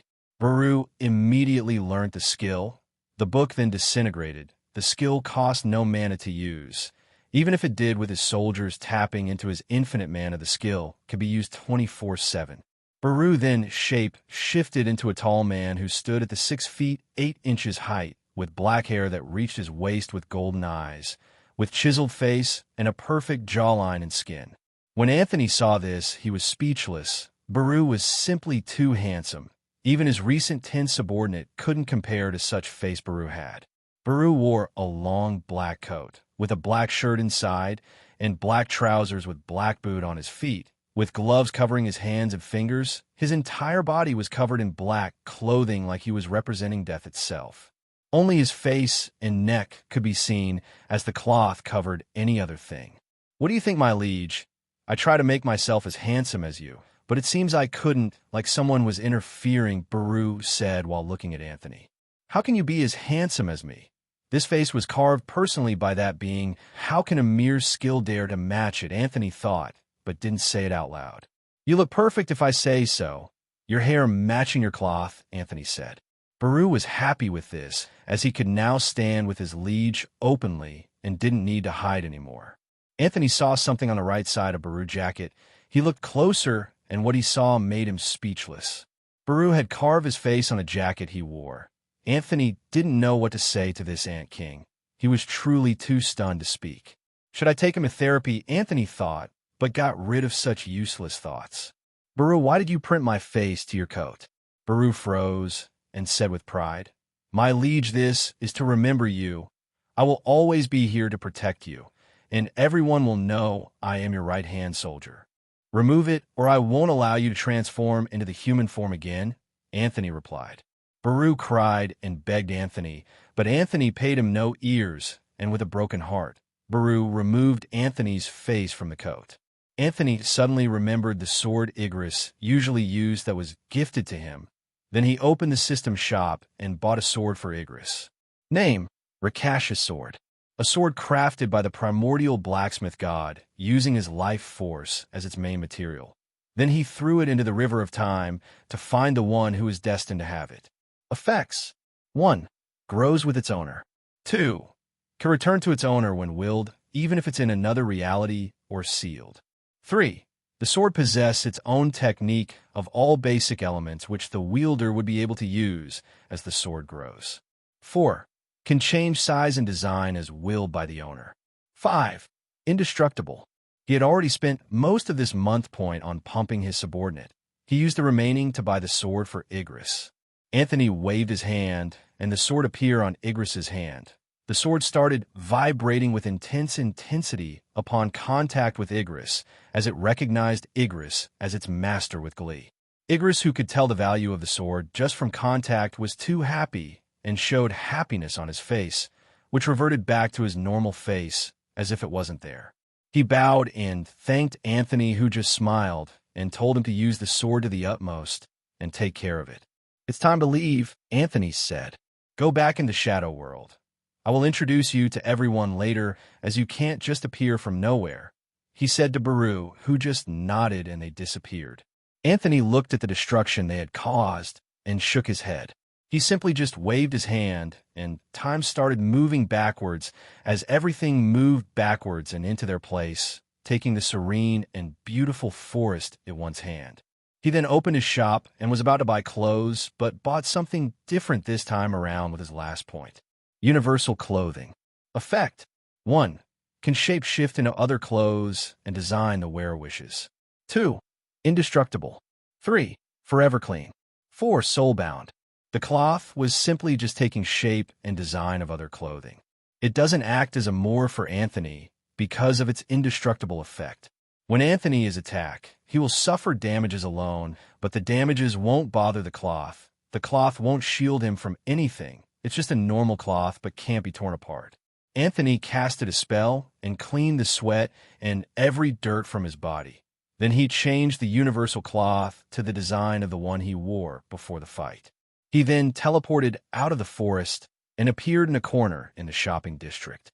He brought out a car he bought earlier from his inventory and drove home. Although he could teleport home, he just wanted to clear his head as he drove. When Anthony got home, he was greeted by the butler who was standing at the door. He just went into his room, turning his universal clothing into boxers, then wore the new clothes he bought, put on the wristwatch and shoes and perfume. He stood in front of the mirror. He was simply too dashing. No man had any chances of taking any girl if he wanted the girl. This was what he called true handsomeness. After admiring himself for a while, he went downstairs for supper with his father. His grandparents were still out. He hasn't seen them since he entered the academy. When he got to the dining, his father was already there waiting for him. "Father, when is mother going to arrive? I haven't seen in half a year."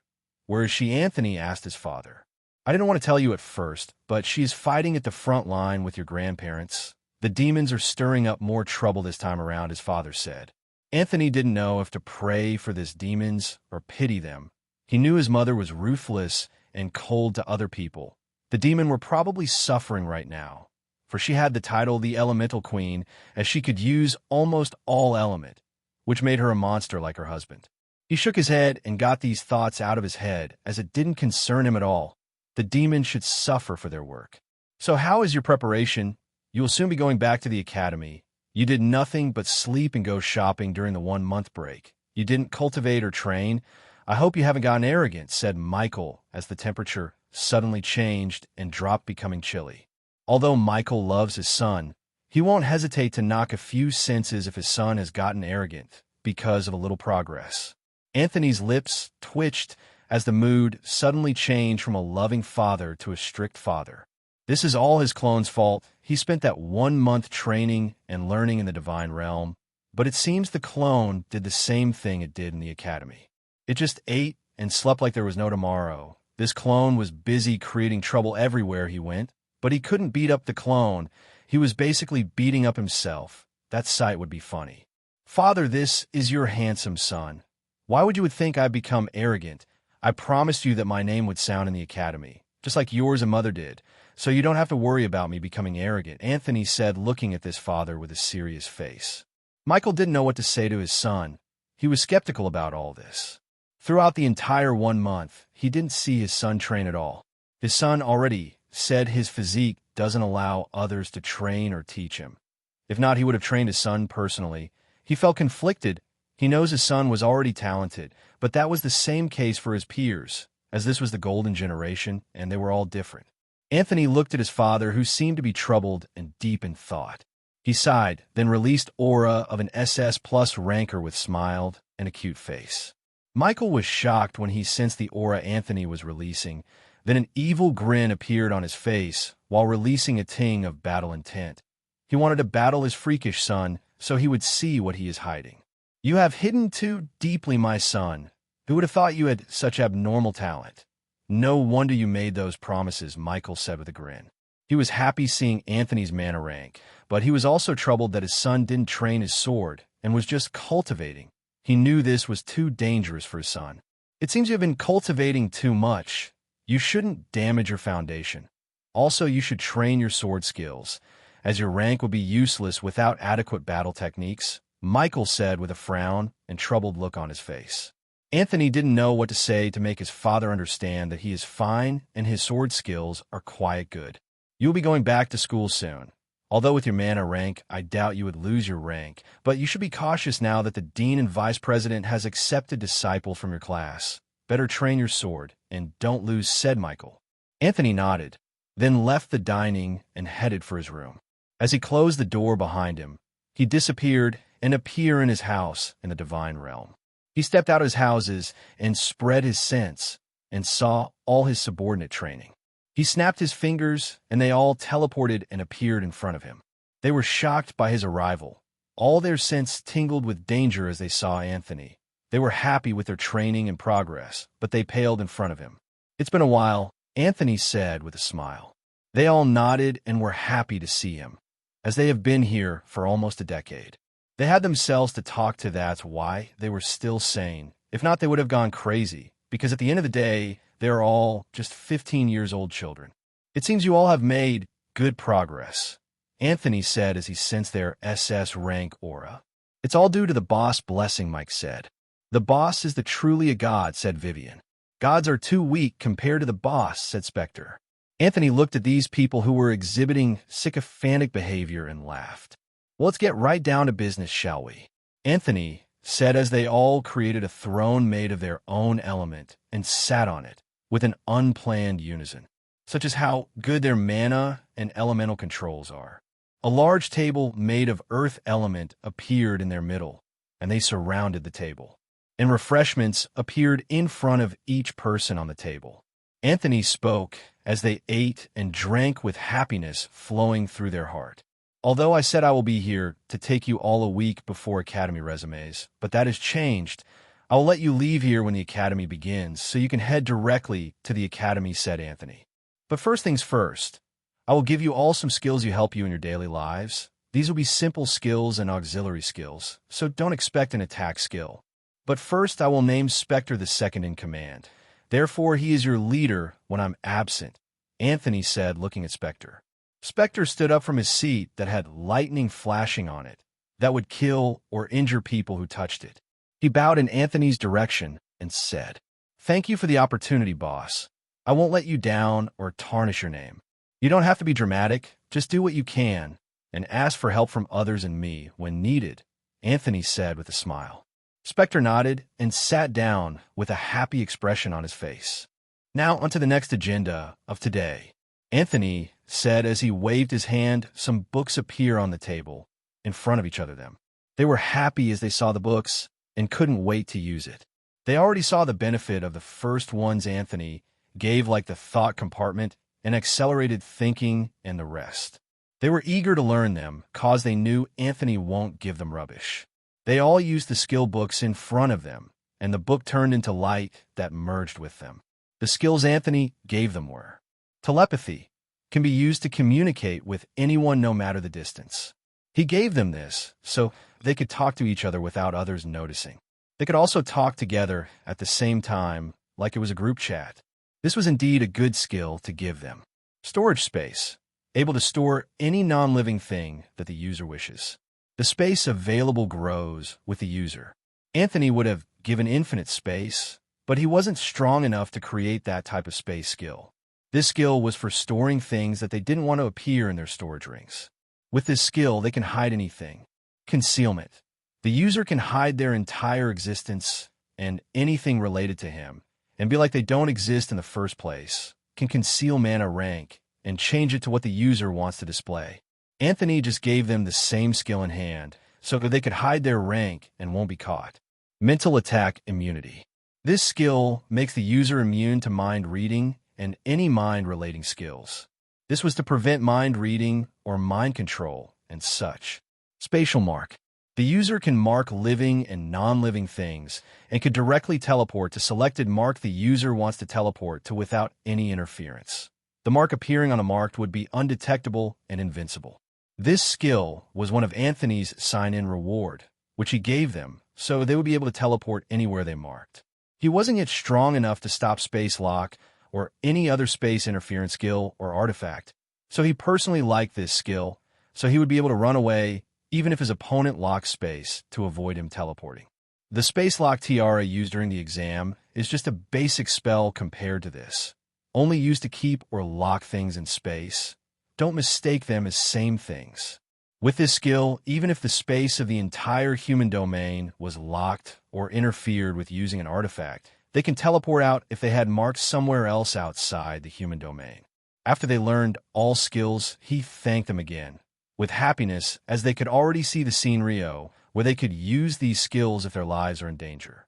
Anthony also granted them the perfect one skill, so they could always know when someone investigates them. Anthony wanted to give them infinite regeneration, but he didn't. He didn't want them to be fools that neglected defense just because they could regenerate. He didn't want to spoil them. They would have to rely on themselves. With the amount of talent they had, if they couldn't reach the peak of this world, then Anthony has chosen wrongly. Now, the clones of you all that I created are just as handsome and beautiful as the current you. I upgraded their face to match yours, so the neighbors would see them. In case someone went snooping around, Anthony said, as he looked at them. I also made them disappear for some time. Some of you a week, some 2 weeks, some 10 days. It varies, but the highest being 2 weeks. The disappearance would be as a result of you all gaining inheritance from powerhouses of the older generations. Although it's outrageous 10 people gaining inheritance at the same time, it doesn't matter. This is the golden generation. Anything is passable now when it comes to our generation. Some other students might have even found a real inheritance. Then Anthony snapped his fingers again. Using mind magic, he implanted fake memories of them receiving the inheritance. This was just a fake memories he created in case someone like the dean asked them questions they would be able to answer in a straightforward manner without messing things up. Anthony even gave them another skill to avoid lie detection ability in case they had someone with that ability or an artifact for it. You can't be too cautious, cause in a world of fantasy, everything goes. I would give you weapons before you get to the academy. Of course, the weapon I would give would be SS rank. Any other things you want, you should be able to afford them. With your current strength, getting points should be easy as breathing for you. I won't borrow either of you points, so don't bother asking for it, and work for them, Anthony said. Of course they won't ask for points. Only a fool would ask for something they could get just by swinging their hands. Any other things or any questions Anthony asked them, they all looked at themselves, and no one had a question to ask. Anthony then disappeared from their view and appeared on a different mountain. He started walking around the divine realm. He had never explored this place or knew how large it was or anything. He just entered a train here and left as soon as he was done.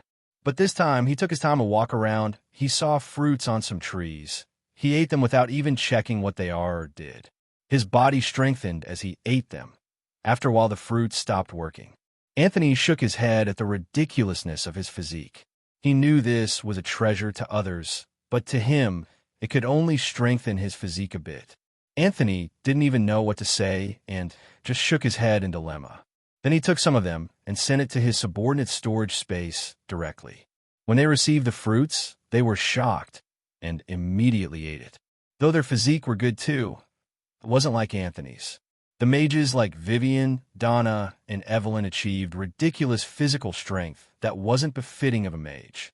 Though they didn't have muscles or anything, their skin was still milky and perfect like it reflected the sun and moon, but the strength hidden inside those bodies was no joke.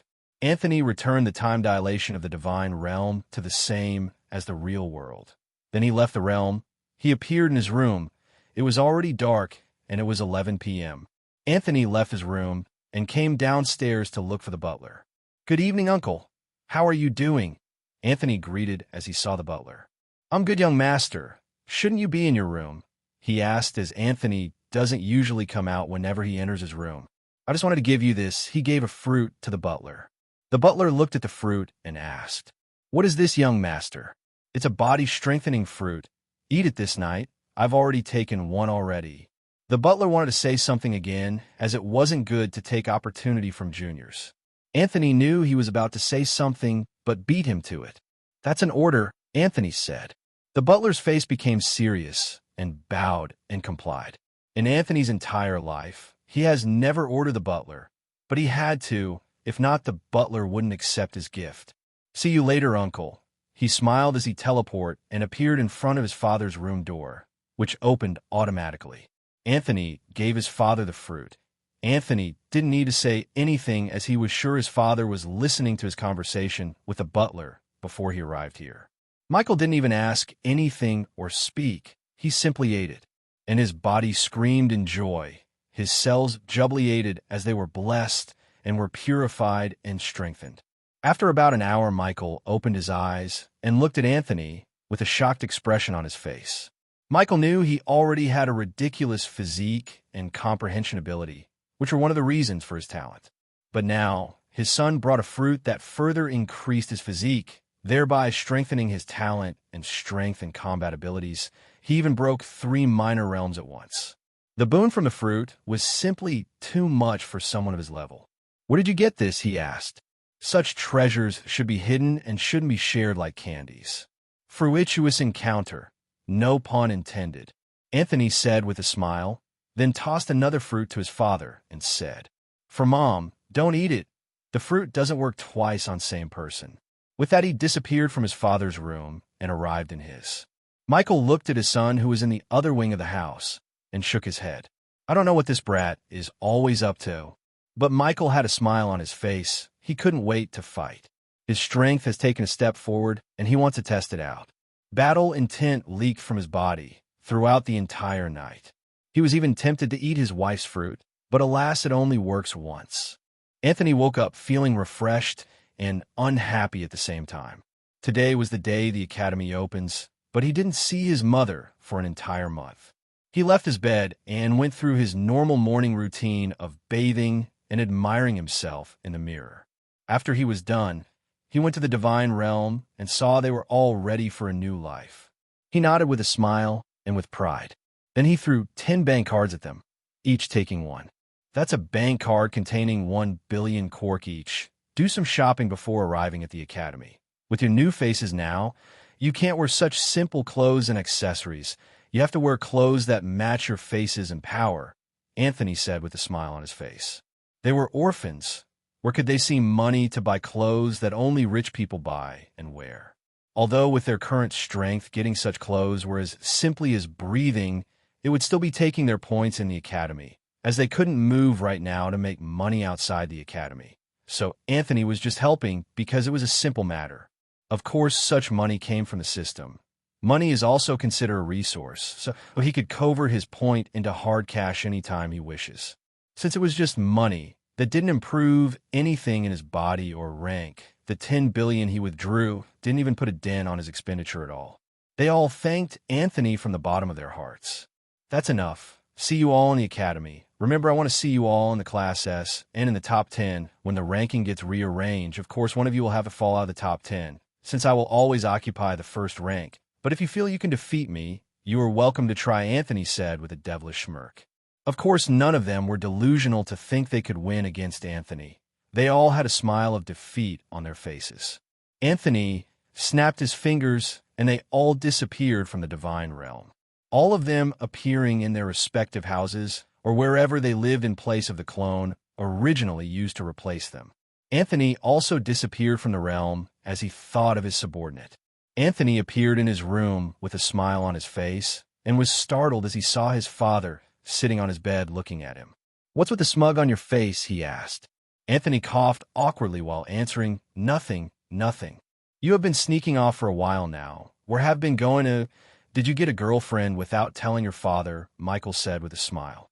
"Oh, my baby monster has finally grown up. He got a girl without even telling or confrontating me." Michael was acting heartbroken. Anybody who saw him now would doubt he was the same sword saint.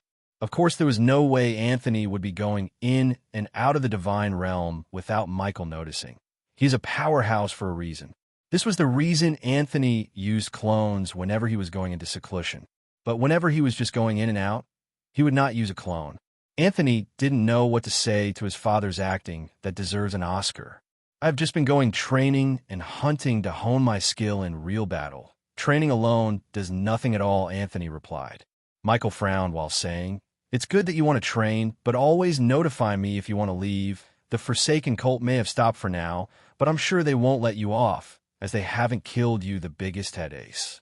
Also, the other families are restless right now. Because of your talent, they have been attacking our business for a while. So be careful, as you would need security for any assassin they send, Michael concluded. Anthony didn't really care about the other families in the human domain. If they went too far, he was sure his father and mother would take care of it. They just haven't moved cause they're still doing small things that was considered child's play. How did you respond to the attack on the business? Anthony asked. Michael smiled and said, simple, wipe out their own business. If they push it more, I will happily oblige and take it a step further. Anthony could tell that his father wanted this war to happen. He didn't know whether to laugh or cry. Other people would be trying to avoid this or just push it a bit, then step back. But his father was different. He wanted to use his son as an excuse to fight another family to extinction. This was just too funny. Of course, Anthony didn't tell his father about the assassins he encountered. If he did, his father might take it as an excuse to wage war on them. You can never be too sure with him. This was an absurd concept in itself, but battle maniac are always the hardest to predict. Anthony shook his head, wondering what kind of family he was born into. They are loving one moment, acting funny and playful, but the next moment they are ready to wreak havoc. He sent silent prayers to the other family in case they went and did more than they shouldn't have. So tell me, my dear son, how many elements do you have? You were using different types during the exam. You used fire, ice, and space, lightning. Do you have another, my baby monster? Michael asked with stars in his eyes. I only have as many as mother, Anthony said. I don't believe you. Michael refused to believe such bullshit. Why spoil the fun, father? You will see it soon, Anthony said with a smirk of suspense. Also, father, stop calling me monster baby. That sounds weird, Anthony said. Why should I? You are my monster baby, aren't you? Have you seen anyone with your talent around here? Michael said with a smirk. Anthony's lips twitched. He was speechless. But it sounds weird to me, Anthony replied. This world has always been survival of the fittest. Whoever has the bigger fist is right. If you want to change your name, you would have to defeat me in a spar or battle, Michael said as battle intent seeped out of his body. So your plan is to battle your freakish son for your desires and see what he is hiding, right? Indeed, old people are always scheming, even against their own son, Anthony said. I just want to check your progress. You have been cultivating too much. Your rank basically flew to the heavens. I would have to spar for you to learn something, Michael said. As if I would believe you. If I wasn't you, son, you would refine me into a potion and other to take my talent from me, Anthony countered. Michael shook his head at his son's antics. So, when do you want us to leave for the academy? We can leave now, if you want us to. Michael said, You just want to drop me off so you can go and battle immediately with your wife to test your new strength, Anthony said. Michael sighed and disappeared from Anthony's room. His son caught him twice in a row now. He had to run away. Anthony shook his head. For what he saw from his father, it was as if his father was a sword in itself. He sat firm and unmoving but ready to make a move any time. He sighed at this monster of a father, then threw the thought out of his head.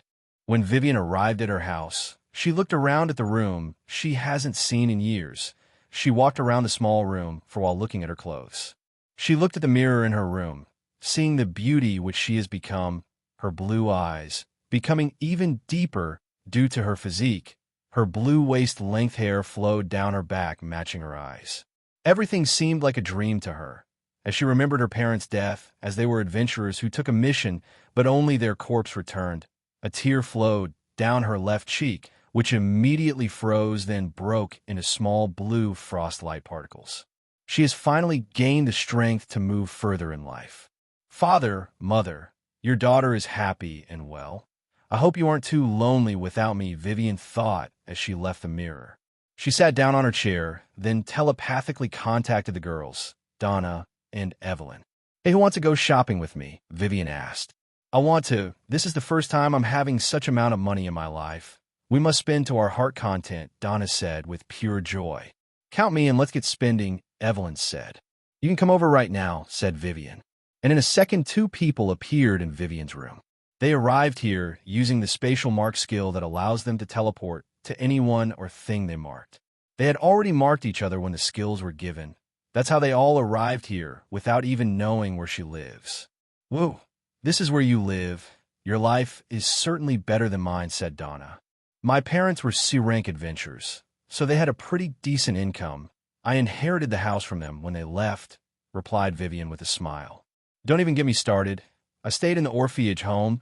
This place is plenty times better than mine. I was even kicked out 3 years ago, since I already awakened, Evelyn said, while looking around. Well, we should get to the shopping district before the academy closes. We have a lot of things to buy, don't we? Said Vivian, as she flashed her card. Evelyn used her phone to book a cab to the shopping district. They waited for a while before the cabman arrived, then notified them. When they left Vivian's house to get into the cab, some people stared at them, but the girls paid no mind to any of them. In the cab, as the cabman drove, he kept looking at the rearview mirror, looking at the 3 beauties who could topple the world with their face alone. When they arrived at the shopping district, they paid using their cards and walked away. They walked around admiring everything they saw on the way. This was simply their first time here. Anything they could buy before was from regular shops, because only things of class were sold in the shopping district, so hardly anyone here were too poor. As they walked, everyone looked at them with admiration, envy, lust, disbelief. They couldn't believe that people so beautiful could exist in the world. Are they immortal fairies from heaven? Even immortal fairies pale in comparison. How can such beauty exist? The world is truly unfair. People commented as the trio walked, but no one dared to approach them at all. Their steady gait, aura, and beauty told anyone that they shouldn't be messed with or talked to. He was at the S rank. His father was already a world-level big shot. The reason Silas approached them was because the girls emitted the aura of a F rank, just like how Anthony always does. Silas sensed this aura and thought they were just beauties he could harvest and spend time with them. The trio looked at this clown and didn't know what to say, so they just ignored him and walked past him like he wasn't there. Silas frowned as they walked past him. He turned around and held Vivian on her wrist while shouting, "How dare you ignore me, you bitch!" But before he could even say another word, his entire arm was encased in ice, which then exploded into tiny snowflake fragments. H! Silas screamed at the top of his voice as he lost an entire arm. Tears flowed down his eyes. He didn't bleed, due to Vivian freezing his shoulder to prevent blood from spilling around. Silas bodyguard. A.B. Ranker immediately went to protect his young master. "How are you, Inju?" Before he could finish, he too was frozen in place totally from head to toe, as if he was sculptured out of ice itself. Then the trio turned around left without even batting an eye at them. Such a pity. Some people refused to think with their brain. Is that boy a fool? Can't he tell that such beauties won't be ordinary people? Some people can't just keep it in their pants. Men are scum indeed. When Silas' father arrived and looked at his son's injury and the frozen bodyguard, he frowned as he started sweating. As a man at the S rank, who was a mage and has been in battle, he knew more about the world than his useless son. He knew that the person who can use fine ice control can't be a nobody. Even he who is an S rank didn't have such good control over his own element. His son has definitely offended a big shot. He knew his son was an idiot and wayward, but he didn't bother correcting him since his son didn't have any talent for anything, and they live in an area where there were people hardly above his mana rank. Now his son offended someone, they were definitely going to die. He wanted to know who it was so he could apologize, but people who witnessed the commotion already left, so he couldn't know who it was. He took his son home immediately and started looking for a way to heal him. His potions didn't work since the shoulder was frozen in thick ice. He was going to teach his son a lesson for messing with the wrong people this time around. Although he always corrected his son, he just didn't correct him too much, thinking his son would change. Now their family would be destroyed because of him. But little did Silas's father know, he was just panicking for nothing, as the girls didn't even have time for such matters. They were busy shopping to their heart's content right now. They were spending their money as they couldn't take it to their graves. As the girls entered a clothing store, they were greeted by an attendant at the A rank. "How may I help you, ladies?" The attendant said with a smile on her face, as she was shocked by such beauties but was already a professional in her job. She didn't look down on them because of the current clothes they wore. She knew many people didn't care about such things. This is a world with mana. Anyone could awaken, kill monsters, sell their corpse in mana core. So basically anyone could be rich here if you can fight. We need some clothes. You can recommend those that would fit our skin, hair, and eyes, said Donna. The attendant went to work and started bringing clothes upon clothes. This is a Dior gown. It was released this year, sold at 1 million quarks. This is a Louis Vuitton dress, priced at 500k quarks. The attendant kept bringing clothes. Donna tried a blue gown that matched her waist-length hair and green eyes. She smiled sheepishly, and they all took all the clothes, and they paid 30 million each and walked out of the store, with the attendant carrying the bags for them, escorting them to the next place they planned on going. "Do you know any jewelry shop?" asked Evelyn. "Of course I do. This way, ladies," she pointed as they moved. People staring at them as they moved, but they didn't do anything more than just stare. They arrived at the jewelry shop and started looking around. The jewelry attendant, already seeing the clothing mall attendant, knew the trio was a big customer for them. He introduced a Tiffany jewelry, which matches Evelyn's golden hair and eyes, and were priced at a whopping 15 million quark, but she didn't care, but bought 2 sets of them. Vivian and Donna also went on a spree as they bought Cartiers too as they moved on. They spent over 100 million here each. Their spending attracted some eyes, but it was the eyes of those who were not up to the standard of spending such amount at once. For the truly rich, like those experts, this amount could be burnt like paper out of boredom if they wanted. They moved to the cars section and also wreaked havoc there, but they didn't leave with their cars just yet. They arrived at a shop and bought space rings they could use to pass off their storage space. Anthony advised them on this in case one of them went showing off like idiots, as they were still 15-year-old kids at the end of the day. Only space users who reach a certain level could have their own separate space. They went back to the car shops and took the cars they bought and left. They bought phones and laptops, which the technical shopkeeper helped them set up. They also bought heels and shoes to wear that matched their clothes and jewelry. Then they started taking pictures of wherever they went. They ate foods they didn't dare taste before. They were too happy, but at the end of the day, things have to come to an end as their money has finished and they had already spent their time on shopping. They all hugged themselves goodbye and drove off in different directions to their house. They changed into the clothes and things that they bought newly before heading out. It was time for the second half of the first year in the academy. As the day for the resumption of the academy was ongoing, different people moved about. Some people could be seen with their cars, some with their bodyguards who radiated murderous aura, in other to keep people back. Different cars could be seen flashing and moving as people walked around and verified their identity before stepping into the academy premises. Coincidentally, all 10 subordinates of Anthony arrived at the same time in different expensive cars. Even the boys went heavy shopping, as they too had finished the money Anthony gave out. When they arrived at the academy, they all came down from their cars at the same time. They looked at each other, then ignored each other, and walked to the academy premises. Students and non-student were too stunned with the appearance of these 10 charming people. Did we really have such beauties in our school before? How come I've never seen them before then? Are they transfer students? The school doesn't do such things like transferring students over here. They have to be new students. There's no way such men could exist, and my Prince Charming button hasn't activated yet. You people should stop admiring. If those boys took away all the girls, what will be left for us to date? What if they are new students who are only joining now, children of other big shots? We will find out soon enough. The 10 of them didn't even bother replying and kept walking to different verification lines in other to verify their identities. Although Anthony didn't give them the Emperor Demeanor skill or anything related, their bones has been modified, and they literally radiated grace as they walked. This was also as a result of copying Anthony over the years. Learning how to walk, talk, ignore like Anthony did, though not on Anthony's level, it was enough to charm many people.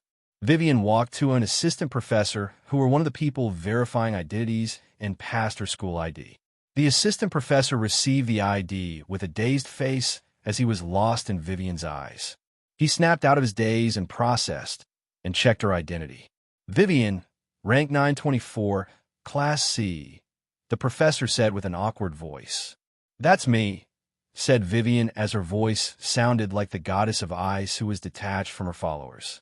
On Donna's side, the same thing happened. Donna, rank 970, Class B, said her the person in charge of her. The one and only, said Donna, as her voice sounded serene and calm like an ocean. Bring peace to people's souls and spirit as they heard her voice. Evelyn, rank 976, Class B, announced another assistant professor. The only light mage and healer, said Evelyn as her voice sounded like that of an angel gracing lower species with her presence. How can these beauties have such low rank? Is their beauty all they have? It seems the heavens are fair, as they can't have it all at once. On another side, the boys were going through the same situation as the girls. Spectre, rank 907, Class Lit, rank 921, Class D. Mike, rank 888, Class A. Clement, rank 900, Class C. Arnold, rank 999, Class B. Marcus, rank 989, Class D. Ross, rank 877, Class C. Everyone was speechless as their ranks were announced. They had such face and skin, but they didn't have the power to back it up. Ha ha ha, this is just too funny. Are they going to kill monsters and demons with their handsome faces alone? Damn, such handsome with nothing to show for it. Their luck must be rotten. I know one of the boys. How did he become so Hondome over a month? Did he take a beauty pill or something? Even pill won't make you that handsome. If they did, the company would have been out of business already. Even elves and fairies can't match such face they possess. Should I punch one of them for having such face? While I'm this ugly. Do you want to get expelled? TSSKK. TSSKK. Such face wasted on them. Didn't the heavens see me? The 7 boys heard everything everyone said, but they didn't even react. All students were done with their verification. Their space rings were checked, and they were sent into the academy. They had 2 days to settle down and get ready for battle of ranking. The result of the written examination would be published anytime within those 2 days. Nobody knows when, but all of them would get a notification immediately it's published. After the 10 subordinate arrived at their rooms, they activated telepathy and talked to each other. They didn't bother going around the school, as they had such meager points as there was nothing they could buy right now aside from basic necessity like soap. So they spent their time speaking to each other without heading to each other's rooms. So how did everyone's shopping go? Lit was the first to speak as he took Burn through his money without delay. I'm back to being poor again. I spent all my money on clothes, cars, shoes, and other things, but I can still make the money back with my current strength, Ross said. Don't go becoming arrogant, Vivian said to Ross. Evelyn, what did you buy? Asked Spectre. I spent mine on clothes and makeup, of course, with some cars, replied Evelyn. With such beautiful face, do you think any makeup can do anything to add to your beauty? Countered Arnold. Evelyn didn't know what to say. She had only bought it out of impulse. She wasn't really a beauty before, so she instinctively bought makeup as she was shopping. Don't tell me you made same mistake, Vivian and Donna, said Clement. Cough asterisk asterisk cough. They both coughed awkwardly as they were indeed guilty. Can we forget about this? This was just a woman's inner desire busting forth, said Donna. It seems even divine intelligent skill didn't really make you 3 intelligent, Mike said. And they all started laughing like fools at the girls for making a stupid mistake. But how could men understand the needs of a woman? They literally became beauties out of the blues, so they couldn't help it when they were shopping. This wasn't their fault. They felt like leaving their rooms and storming the boys' rooms and knocking some sense into them. They simply can't forgive this. I shall get my revenge back for this. Vivian's voice sounded coldly in everyone's mind, sending chills down their spine. I won't heal any of you till you grovel and beg for it. I'm sure with your divine intelligence, you can find a proper apology, said Evelyn. You better not forget me. The 7 of you have a target on your back from now on, Donna said too. The boys were speechless. The conversation took a very sharp turn. They went from making fun of the girls to being threatened. They couldn't understand what they did wrong. They only made a few harmless jokes here and there. It's all Mike's fault. He was the one that insulted you all. Not us, said Spectre as he stammered. Arnold was the one who started it, Mike said in his defense. Hey, don't bring me into your downfall. You were the one that brought the girls' intelligence into this, not us, Ross said. And just like that, they offered Mike as a sacrificial lamb in exchange for peace. Mike cursed at these traitors called men. Truly, truly, men are indeed scum. Humph. Offering me in exchange for peace. The trust has been broken. Goodbye to you all, Mike said, and cut off his connection to the telepathy. The rest continued talking without him. And just like that, the day went by in a flash. The free day, everyone had kept going as everyone was using this time to train or to relax.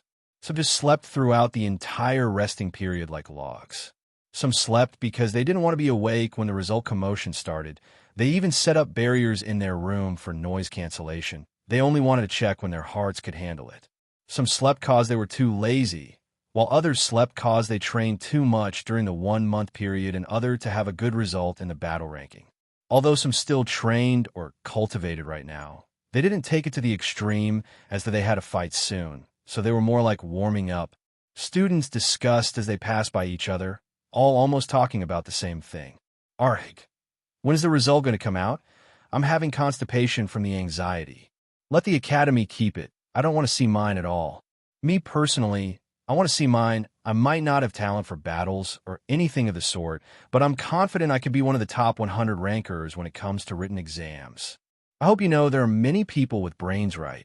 Don't get your hopes up. I wish the academy would just burn down and the result won't be out. Then I can save some face. If my written results are as good as I expect, I could be a real ranker on the written list, and I might have some chances with some girls. The result would say everything, no need to talk too much about having opportunities with girls. That may just be delusion. Everyone discussed as they walked. Some about to die from the nervousness the academy was creating by not releasing the results. But for sure today, people would cry theirself to sleep.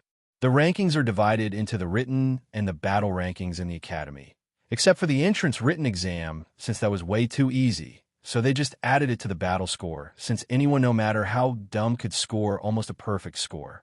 Almost all of them, during the written exams, had a perfect score.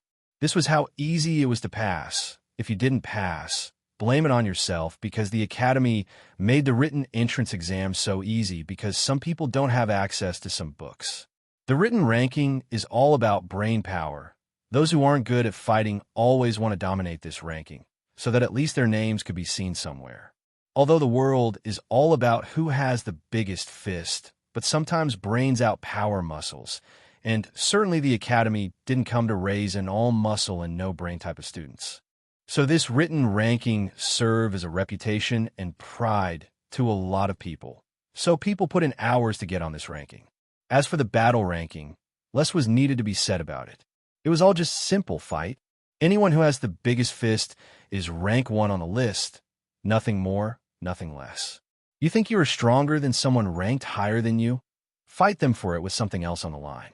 The S-class is only for those who could get on the top 20 of battle ranking, because at the end of the day, brains play lower roles in a battlefield than muscles. Although some people complained about this, but they were in the minority, so people hardly noticed them as everyone knew how the world works. But once anyone tops someone in the S-class in the writing ranking, they are always filled with great pride as they feel they are smarter and more intelligent than that particular person in the S-class. Although they become filled with pride, they aren't stupid to go and challenge a ranker. They only have pride to top an S-class student, as even those in the top 20 still manage to squeeze their way into the top rank of the written exam. There were hardly any all brawls and no brains here, but that doesn't mean they are smart, they just aren't dumb. Though the world works on strength, the importance of people with good brains can't be ignored, as they are much needed than people think. Rune masters, alchemists, archaeologists, historical linguists who translate languages found in ancient ruins during excavations, battle commanders, experimentation on monsters, beasts, demons. Their importance can't be overemphasized, so they play more role than people believe. This is one of the reasons for the written ranking, creating job opportunities for them, as they recruited by these companies, guild, or in any other field that doesn't require muscle. But this doesn't mean that the battle rankers can neglect their studies because they don't seek employment. If they don't meet the minimum requirements on the written exams, they would be dropped no matter who they are. Just because they are genius doesn't mean the academy would beg them to stay. The academy is literally a global one. Losing even 1,000 students of an entire year won't shake them at all, let alone a single student that couldn't even pass the written requirements with the minimum score. In a Nigerian term, I know send your papa. As everyone was waiting in their own ways, their wrist watch suddenly vibrated. Immediately it did. Some people's hearts sank, and their breathing became heavy as they checked the results. Written exam ranking. Rank 1. Null Anthony score. 1,000. Rank 2. Vaughn Bryan score. 994/1000. Rank 3. Terps Tiara score. 993 out of 1,000. Rank 7. Storm Rider score. 987/1000. Rank 15. Stormbringer score. 968 out of 1,000. Rank 643. Evelyn score. 187 out of 1,000. Rank 672. Donna score. 150 to 1,000. Rank 690. Vivian score. 130 out of 1,000. Rank 700. Spectre score. 124 out of 1,000. Rank 721. Marcus score. 103 out of 1,000. Rank 732. Clement score. 100 out of 1,000. Rank 739. Mike score. 91 out of 1,000. Rank 740. Ross score. 90 out of 1,000. Rank 790. Lit score. 73 out of 1,000. Rank 800 Arnold score. 9 out of 1,000. The top 20 of the S class, while rather top 15 really didn't even give up their rank for anyone, they all still managed to squeeze into the top 15. Even Stormbringer, that looked like the type that was all brawls and no brains, actually ranked 15. Many people were surprised by Anthony's rank. Although he had sat on the first rank during the first half of the year because of his strength, they didn't expect him to still sit on the ranking after all those lazing around like he did for 6 months. And with a perfect score to top that off, this was simply cheating to them. It has to be known that in the entire history of the Academy, the highest score ever received was 995 out of 1,000. It was as if the Academy were deliberately holding back 1 point for each course exam. That's why those 5 points were always elusive to people. Nobody knew the criteria for a perfect score, or even the score 996. Even the Academy refused to answer, only saying it was possible to get a perfect score, but it wasn't their fault if the students didn't get it.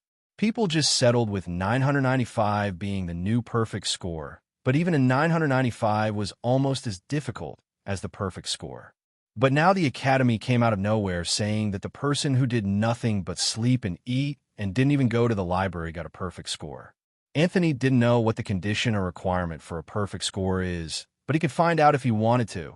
But he was too lazy for such thankless task.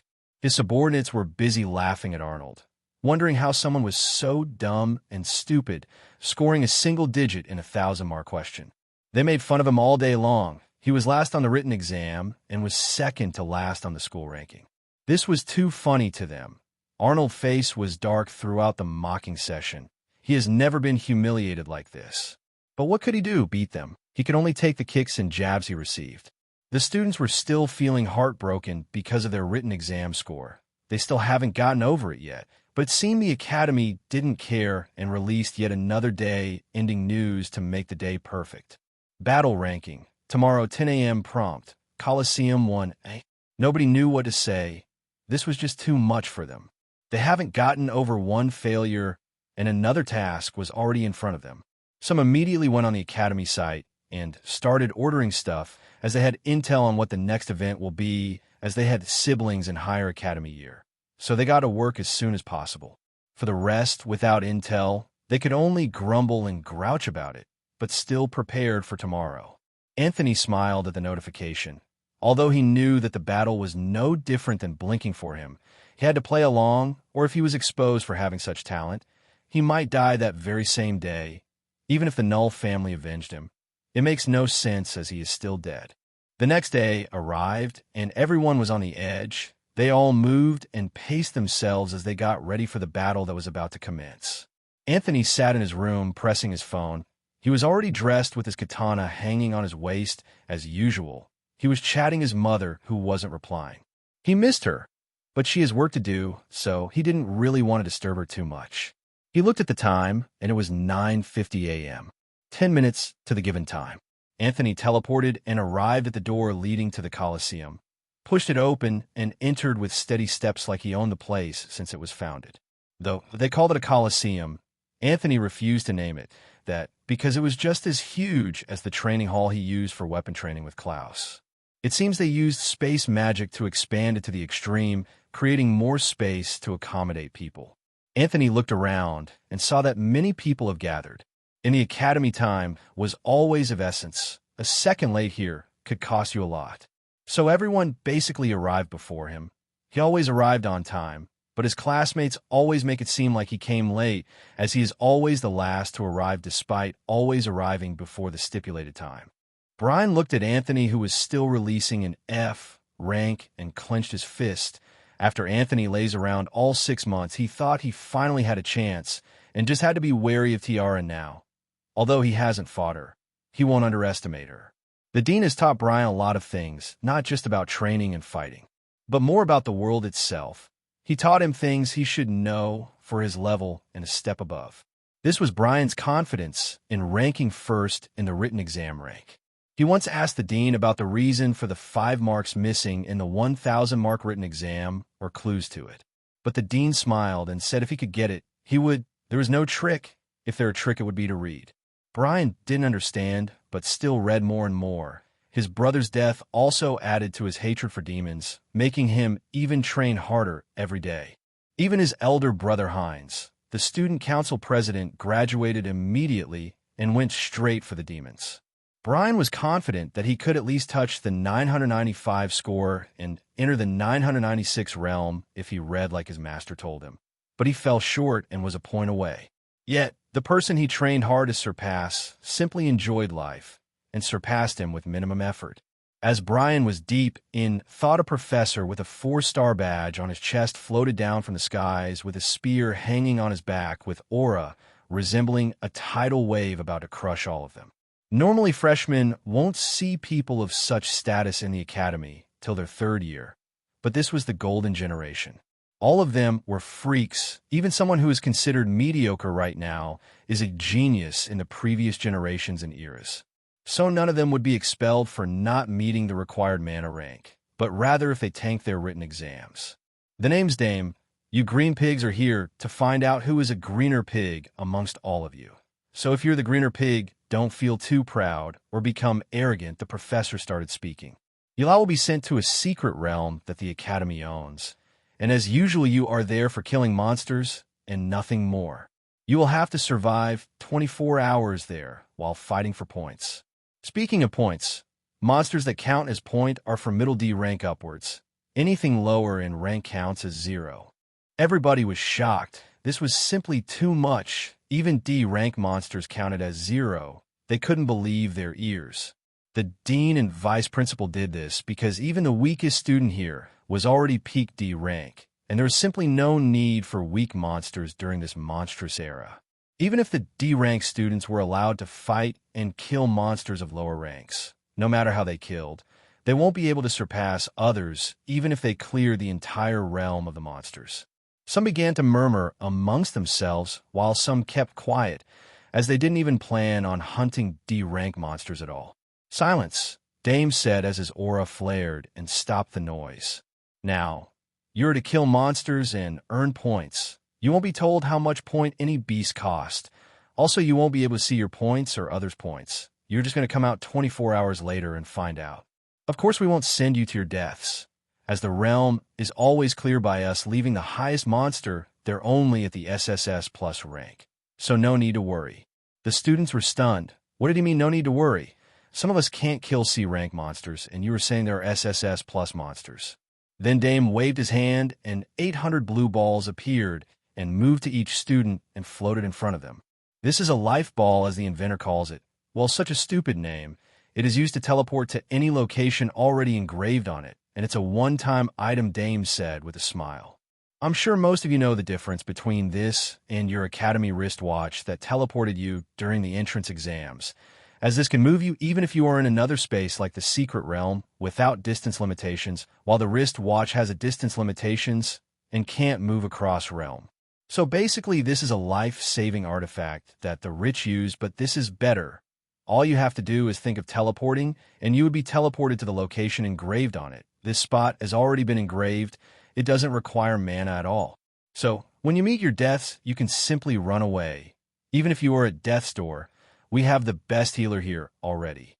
For those who use the life ball, your points will be halved upon your arrival, while those who survive the entire 24 hours would get the artifact for free as a reward for surviving there. Then you erase the already engraved location and engrave your own. Remember, it's a one-time use thing. Also, for those of you who would like to study the life ball, then mass produce it. You are welcome to try, as others who tried before you may still be tried from the death realm. As soon as Dame said this, the spear on his back vibrated, and everyone felt a chill down their spine. They all knew what he meant. Anyone who tried to replicate it would cease to exist forever. As a compensation for sending you to a place with SSS rank monsters, even if you won't encounter it unless you actively seek death, all monster corpse you bring back will be converted to Academy points, Dame said. Everyone became happy. Points were too hard yet. They had to work their asses off for it. Now it's falling like a pie for them. Some already planned to just hunt for corpses and leave the ranking exam, as they always could challenge someone later on for the rank they want. As you already know, no killing or giving fatal crippling blows are allowed. You get ranking points by killing the monsters yourself, and Academy points by bring corpse. So even if a student at the C rank brings back corpse at the A rank, we won't care if you killed it or not, just that you brought it back. Robbing other students of corpses are allowed. And I don't need to tell you this, but you know that no potions are allowed, right? You can only walk in with your weapon and space rings, and that's all. You can see the time countdown on your watch. The watch has been updated also to count your scores and send it back in real time, and you will automatically be brought out of the secret realm when the time is up. The secret realm has many monsters' nest, so be careful, you green pigs. The realm teleports everyone to random places, and you would hardly meet each other. So don't die, as the Academy won't compensate your families. We won't be watching you at all. So do as you please, Dame said with a smirk. Anthony shook his head at these rules. These old men were truly scheming. The ginger gets spicier the older it gets.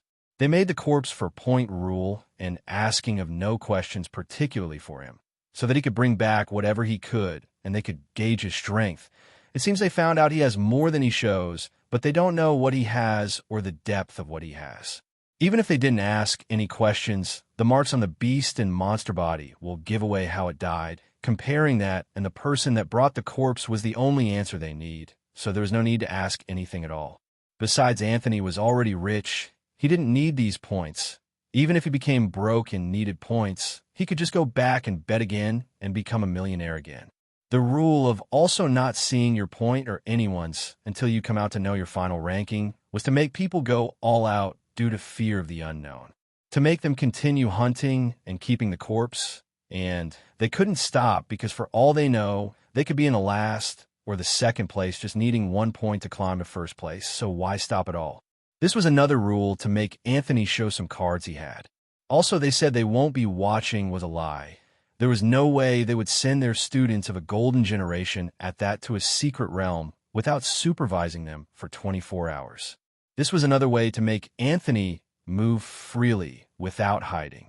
Though they monitored them in the Baran forest during the entrance exam using nanobots that had cameras and speakers that were so small and hard to see, but Anthony saw them, and so did others who had good eyesight. But now saying they won't be watching was a total lie.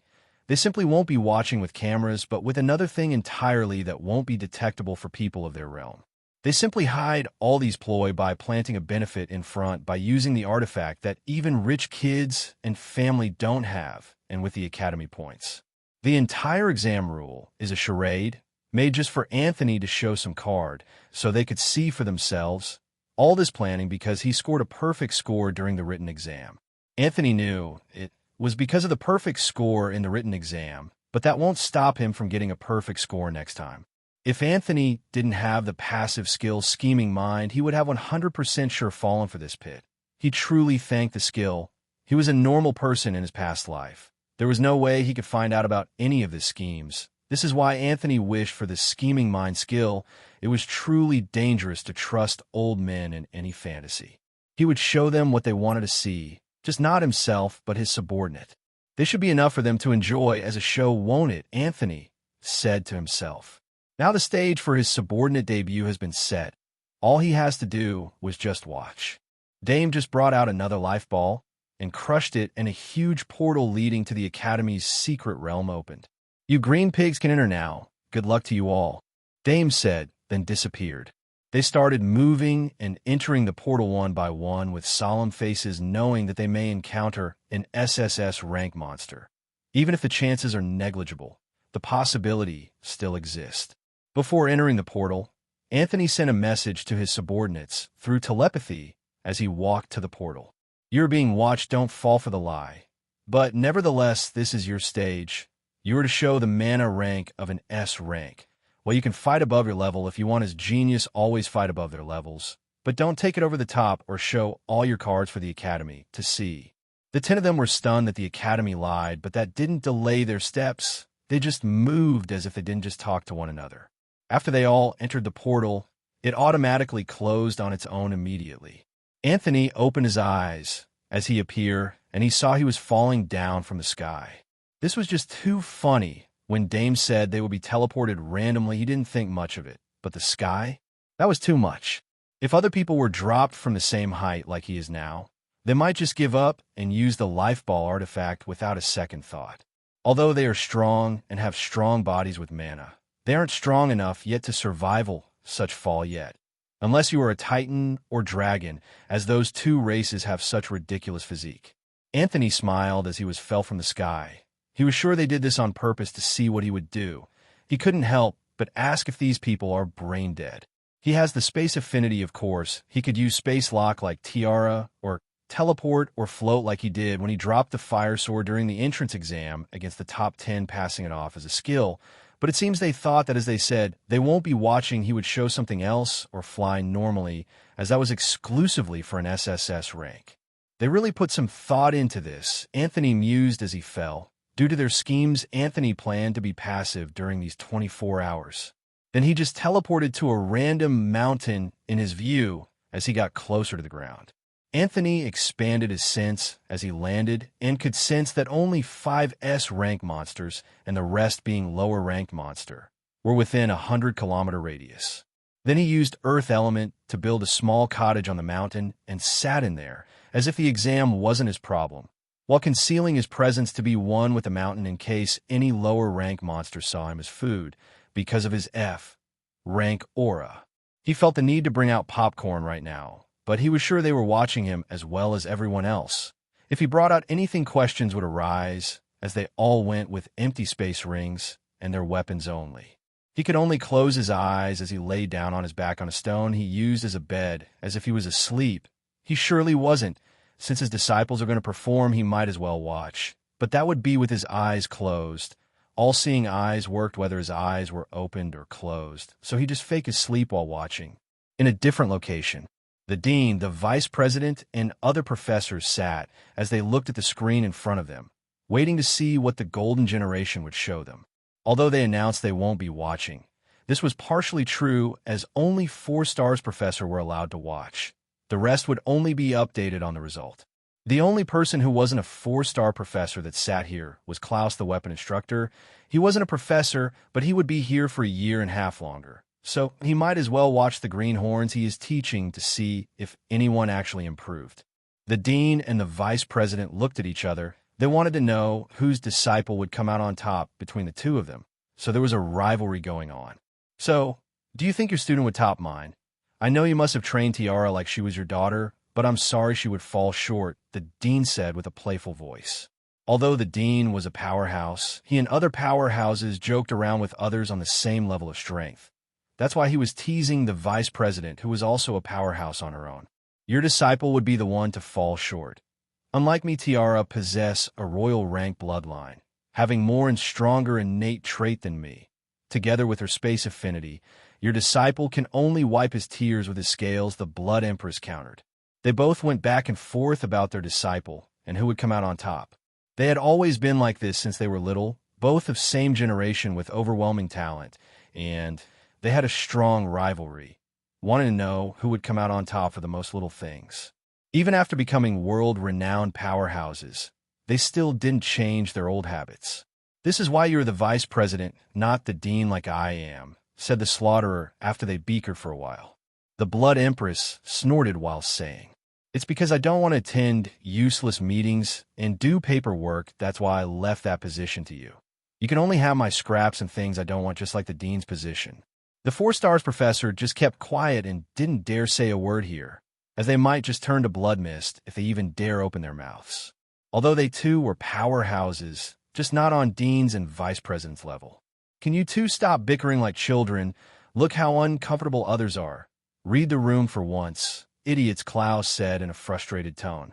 Of course, only Klaus would dare to say something like this, as he too was no small player.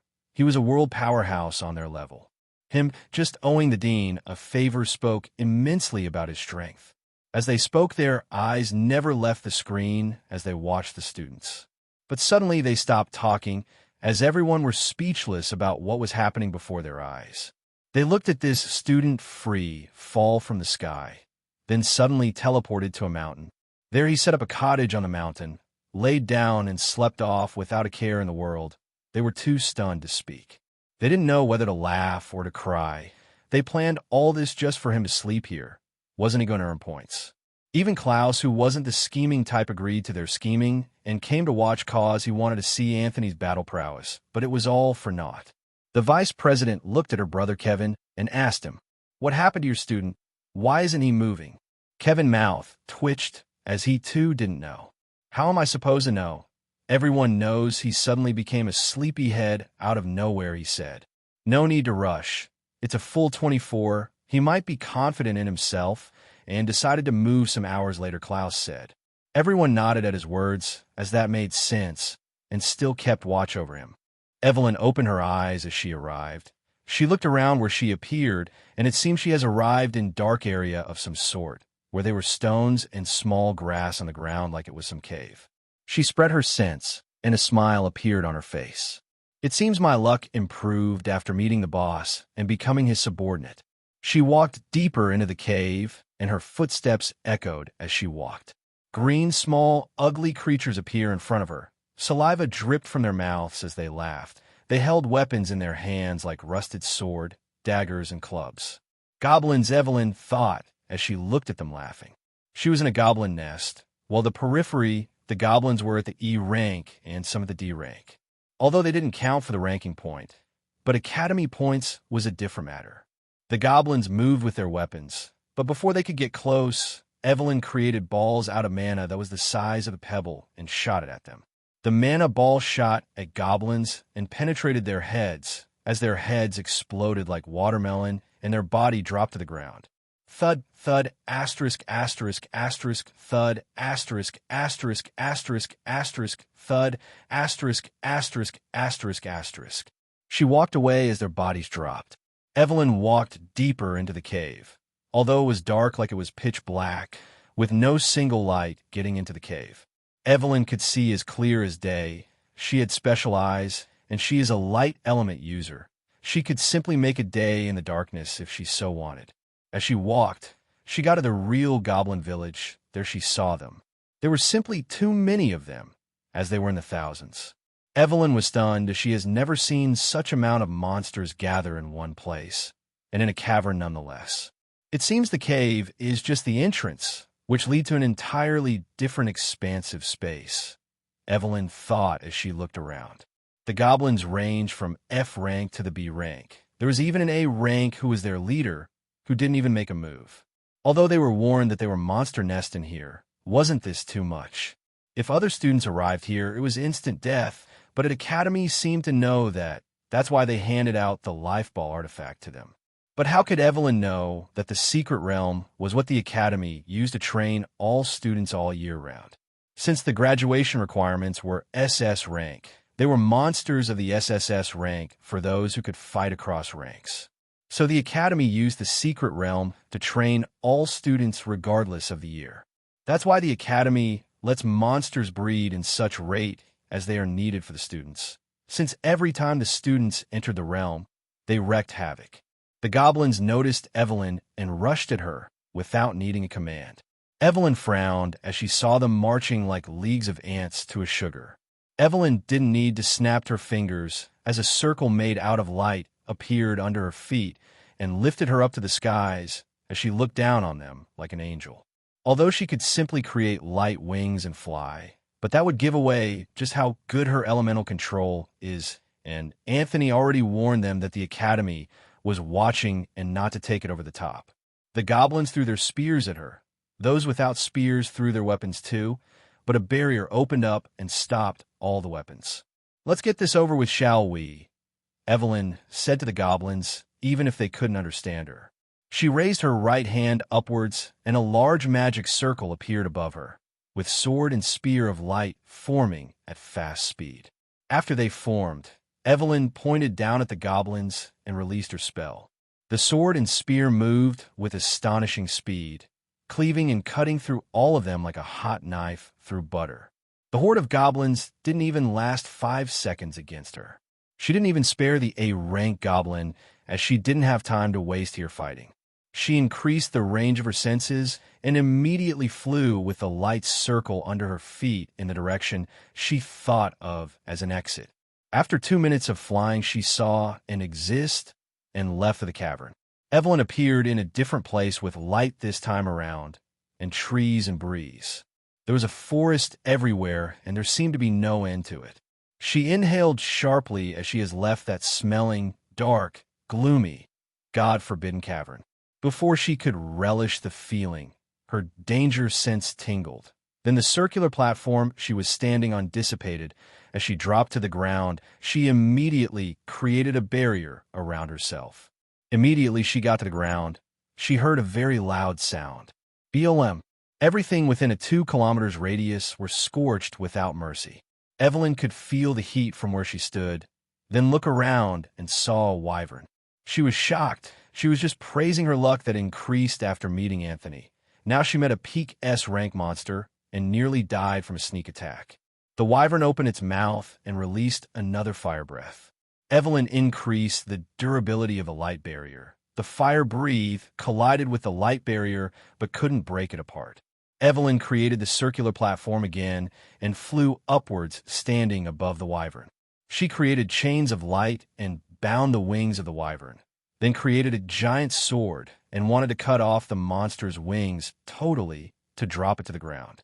The wyvern created barriers on its scales. Immediately, the sword hit the barrier. It broke into fragments of light. The sword broke because Evelyn didn't really control the light element, thereby making it weak, but just enough to deal with the scales of the beast. But she didn't expect the wyvern to suddenly deploy its own barrier. It seems she has underestimated it, as she was holding back because the Academy was watching. Roar. The wyvern roared and increased the strength in its wings and freed itself from the chains and soared higher into the sky once more. Think you can escape after that sneak attack? Dream on, you lizard, Evelyn said. Then she increased her control over the light element and created a barrier around the wyvern. The beast roared again and slammed its body around and against the barrier continuously, even released another fire breath. But nothing it did damaged the barrier. Evelyn smiled, then started reducing the size of the barrier, breaking every bone and flesh on its body without batting an eye. The barrier reduced, squashing the beast to almost nothing, leaving only the blood that dyed everywhere blue as it rained. Too bad I didn't get any corpse. Well, it doesn't matter. I can simply kill another beast. As soon as she said that, she looked around and casted yet another spell. Life detection. A faint light pulse spread within 20 kilometers, and all life forms within the range appeared within her view. Then she cast it again. Angelic will. An arrow of light appeared above the head of all life forms within the 20 kilometers range. Then she released it, piercing all heads, killing all without mercy. The light elements moved again and formed ropes which she used to bring all corpse to her. Then she put them in her space ring and flew away on her circular platform, looking for a next victim with a smile on her face. Anthony watched all this and wanted to smile, but couldn't smile as he was being watched. Should I give her a blood-related title? Anthony thought to himself. then left it for later and continued watching the show. Spectre was running on a place full of sand, with a heat so scorching that normal people would have died of exhaustion and dehydration already just from standing here alone, without even walking or moving. Spectre had appeared in a desert when he was transported to a random location. Due to the absurdness of his physique, which was even further strengthened by the fruit he ate before, the heat couldn't even make a single sweat leave his skin pores. Spectre started running north. Immediately, he saw that he was in a desert. As Spectre was running, the ground started trembling as if something was coming up from beneath, and indeed something was coming. Spectre stopped and looked at what was coming. Then he saw giant desert centipedes, and there were 100 of them, all at the A rank and were 50 meters in height each. Is this a nest? Spectre decided to let go of the idea and just kill them off. They immediately breathed poison at Spectre, who just dodged and increased his speed, running up the body of one of the centipedes, then cut off its head in one swift motion. He used the body of the dead centipede as a foothold, then jumped to another with a fluid movement, then decapitated that one. Then he used his movement art, lightning step, to move rapidly while swing his katana, leaving only a faint purple line and after images in his wake as he harvested their souls like a reaper. He looked around the dead bodies and smiled, happiness coursing throughout his body, and he was in love with this feeling. Ever since he could wield a weapon, this is what he ever longed for, to battle. But reality seemed to decline his only request, and he had a pitiful talent for the katana, which he loves. But that didn't break him as he trained every day without rest. After meeting Anthony and got his physique, he trained like hell while imagining this very moment. And now it was no longer an imagination. He has truly changed his fate, while Anthony has truly changed his fate. He increased his speed by using his movement art, while also covering himself with lightning, and in less than 10 seconds he was out of the deserts. The remaining giant centipedes didn't even know what passed by, and they were all slaughtered before they could even sense any movement in any form, and of course he didn't leave the corpse behind for other monsters to eat. Immediately he got to the forest area. He was smiling with battle intent leaking out of him. He suddenly turned his head northeast as he sensed a strong aura moving towards him with great speed in response to his battle intent, which he released unknowingly. When the monster arrived, it looked at Spectre with a confused look in its eye while raising one eyebrow up.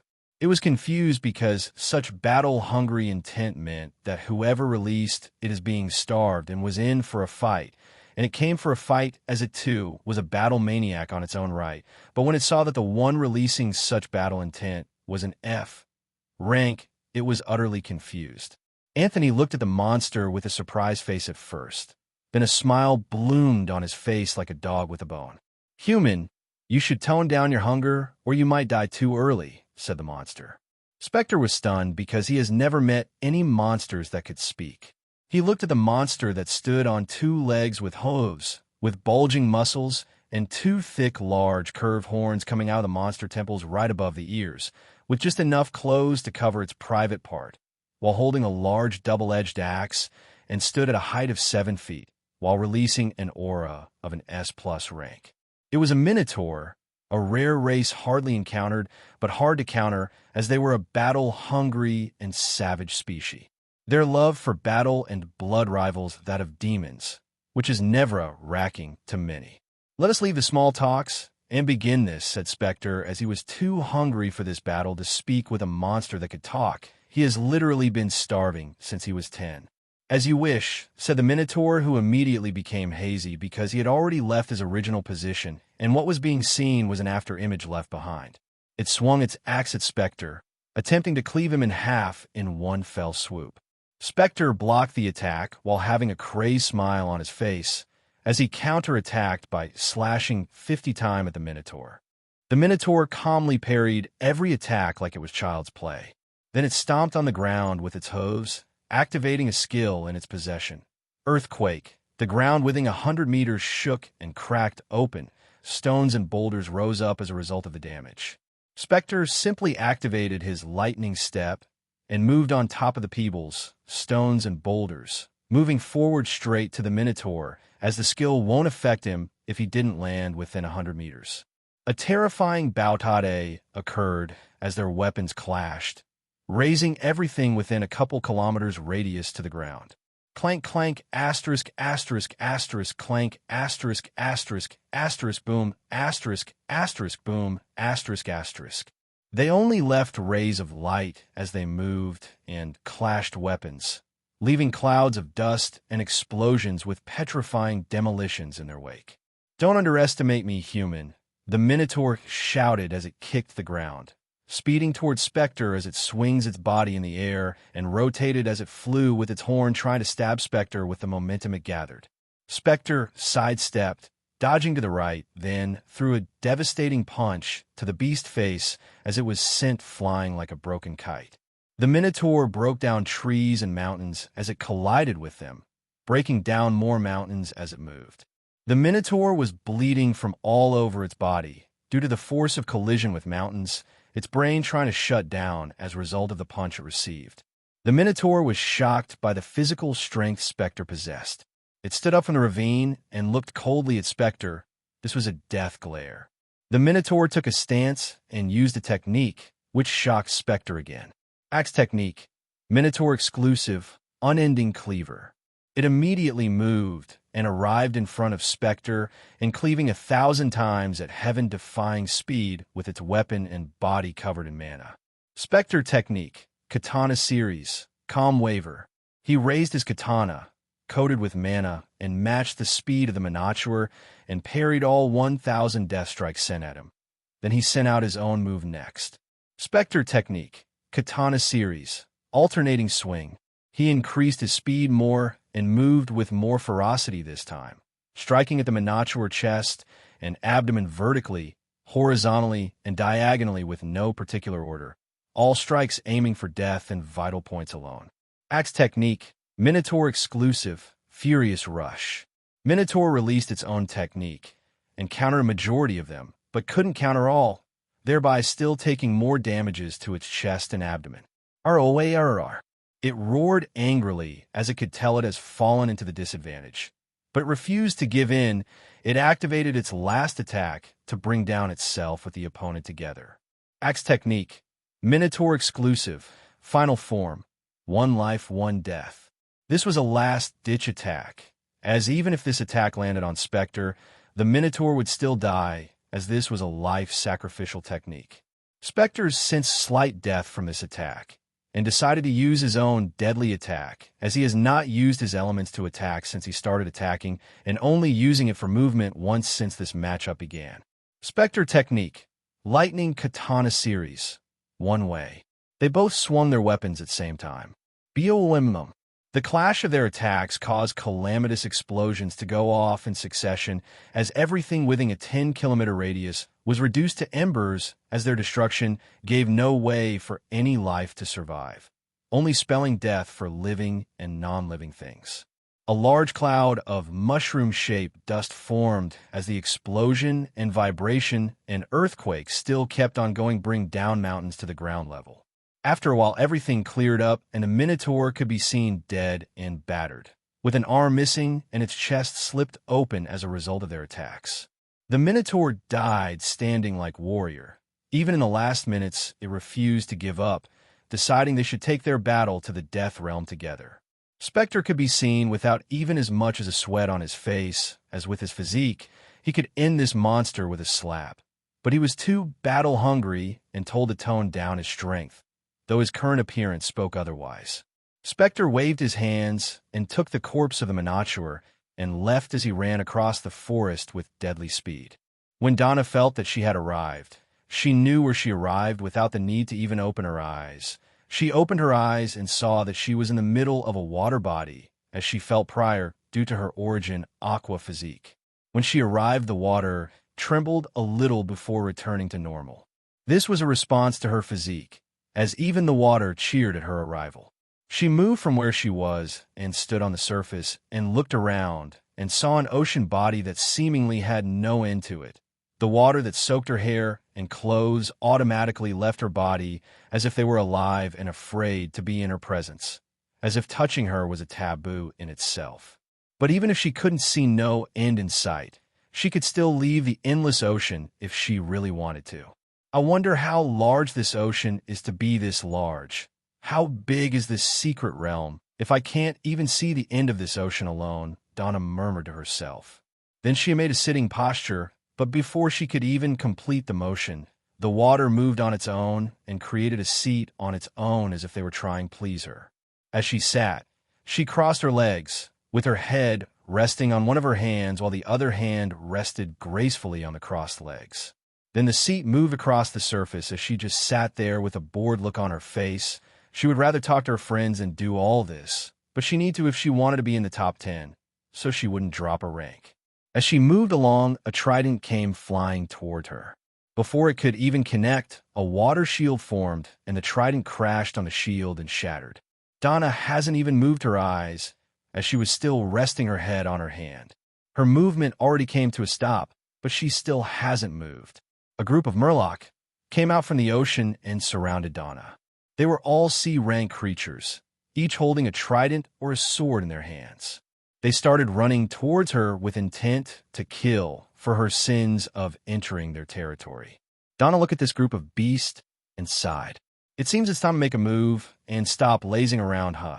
She thought as all Murlocs suddenly came to a stop as they died, without even knowing how they died. Although the Murlocs were amphibious creatures, and the water was their territory and had buff in any attack when in any water body. But how could they compare to a physique that has the name Origin to it? And she arrived at an ocean on top of that. If she lost to any creature in this realm in the ocean, she might as well die in that fight. Before she could make a move, a mermaid came out the ocean and stood looking at Donna with a calm look on her face. "Human, why do you invade my territory? Leave while I'm still kind. Even after killing my subordinate without mercy," the mermaid said. "You talk about mercy, but they attacked first without asking any question. In the fish-eat-fish world, there is no mercy here," Donna said while looking at this mermaid eyes that were blue like hers, but wasn't as beautiful, who was radiating an aura of an SS rank. The mermaid would have already attacked Donna without the need to speak if she was fooled by the F rank. At first she was fooled, that's why she sent her Murloc subordinate that died without knowing what happened. Although she was an SS rank, she didn't exhibit pride and arrogance of other monsters as if they were sovereigns. She would have allowed her subordinates to continue fighting Donna, but that would just be sending her subjects to their deaths. She knew from the way Donna sat on her throne, she wasn't some weak human like the rest that landed here before her and always managed to escape when caught. Head back to the palace, she commanded her remaining subjects that came with her, so they won't be collateral damage in this battle. Then she transformed into her human form. As her lower half that was in fish form grew 2 legs, her entire body changed into a perfect human form, having a beautiful face that would put even beautiful people to a shame. Whether she was in her human form or mermaid form, it made no difference to her battle prowess, as the only difference to her battle prowess was presence of a water body. And she in an ocean while fighting at full strength with also a boost from the water. "This is your last chance, human. Leave. Just make your move already," said Donna. The mermaid didn't reply and just waved her hand, and water moved and formed a 1,000 water ball that shot towards Donna. The water ball shot with intense speed, but before it could even get closer to Donna, it simply vanished. The mermaid was stunned and speechless. Donna simply took over control of the spell, as she had better mana and elemental control. Donna stood up from her seat and smiled. "Don't disappoint me after all those big talks, mermaid," said Donna as she made her move. The water beneath the mermaid's feet shot up like a spear. The mermaid dodged the spear with immediate alacrity. Before she could even look at what moved from beneath her feet, Donna already rained down water sword on the mermaid. The mermaid casted another spell and created a water barrier that blocked most swords and cracked under the sheer number. She dove down in a sea and appears in another place and waved her hand and shot out a terrifying water beam towards Donna. Donna, still unimpressed, just snapped her fingers and a huge water wall erupted. Although Donna was unimpressed, that didn't mean that the rest of the creatures under the ocean felt the same. They all felt death on their backs just by looking at the water beam. The water beam collided with water wall, and a terrifying explosion occurred. BOMM. The water wave from the collision sent ripples down and across the ocean, killing whatever it came across if they couldn't defend. The water dyed different colors as blood of the dead flowed freely as a result of their weakness. Before the water wave could calm down, the mermaid took advantage of it and sped up and arrived beside Donna and threw a devastating punch at her face. Donna snorted and threw her own punch at the arriving fist. As their fists met, another shock wave sent out. The water under their feet parted, but none of them faltered at all. The mermaid was shocked that a human could possess such physique, and a mage at that. They mermaids had strong physique. That's why she threw the punch with an insane speed and strength in the first place. But she never expected the human to match her speed and strength. How could the mermaid know that she possessed abnormal physique, which was even further strengthened by a fruit? Donna smiled and released another punch towards the mermaid gut. The mermaid used her other hand to block the attack. She was sent hurling back by an immense force, even breaking the hand she used to block the attack. The mermaid bounced and rolled on the water's surface, tumbling without any sign of stopping. Before she could even stabilize herself, Donna already arrived in front of her and sent a Brazilian kick to the mermaid's glabella, sending her further back with greater speed while spitting out a mouthful of blue blood. Even after being sent further back with increased speed and power, Donna seemed faster and arrived behind the mermaid at a destination she was bound to collide with and threw a barrage of punches at different part of the mermaid's body. Popo***. The speed and force of the punches connecting sent wind pressure everywhere as the mermaid became battered. Her face, spine, hands, rib cage, jaw, legs, organs, all were deformed as none were spared at all. The mermaid died as a result of these relentless attacks that didn't stop until her last breath left her lungs. As Donna held the mermaid by her neck as she looked at the monsters, she sighed. She forgot she was a mage and went throwing punches and kicks. "It wasn't my fault. It was hers for throwing a punch in a mage's fight," said Donna, as she comforted herself.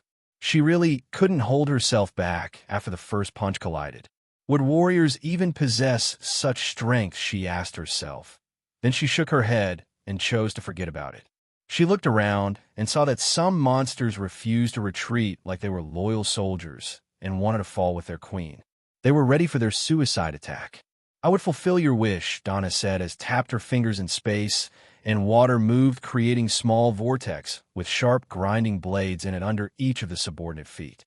The mermaid's subject fell into the vortex before they could even move and were all grounded to meet paste by the blades inside. "Wish granted," said Donna as she stored all bodies she could take. Then she dropped deep into the ocean and swam with an insane force, as if she was flying in the air instead of water. Space could be seen bending and reforming as someone suddenly appeared in place.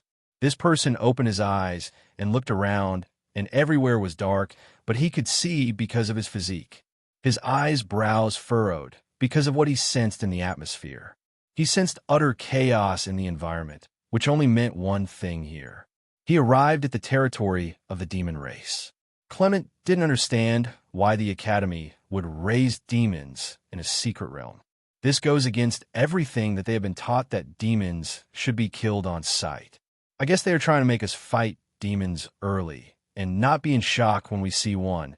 Well, it's not like all the students in the secret realm will meet a demon, Clement said as he looked around. H.I.'s physique was jubilating as soon as he arrived here.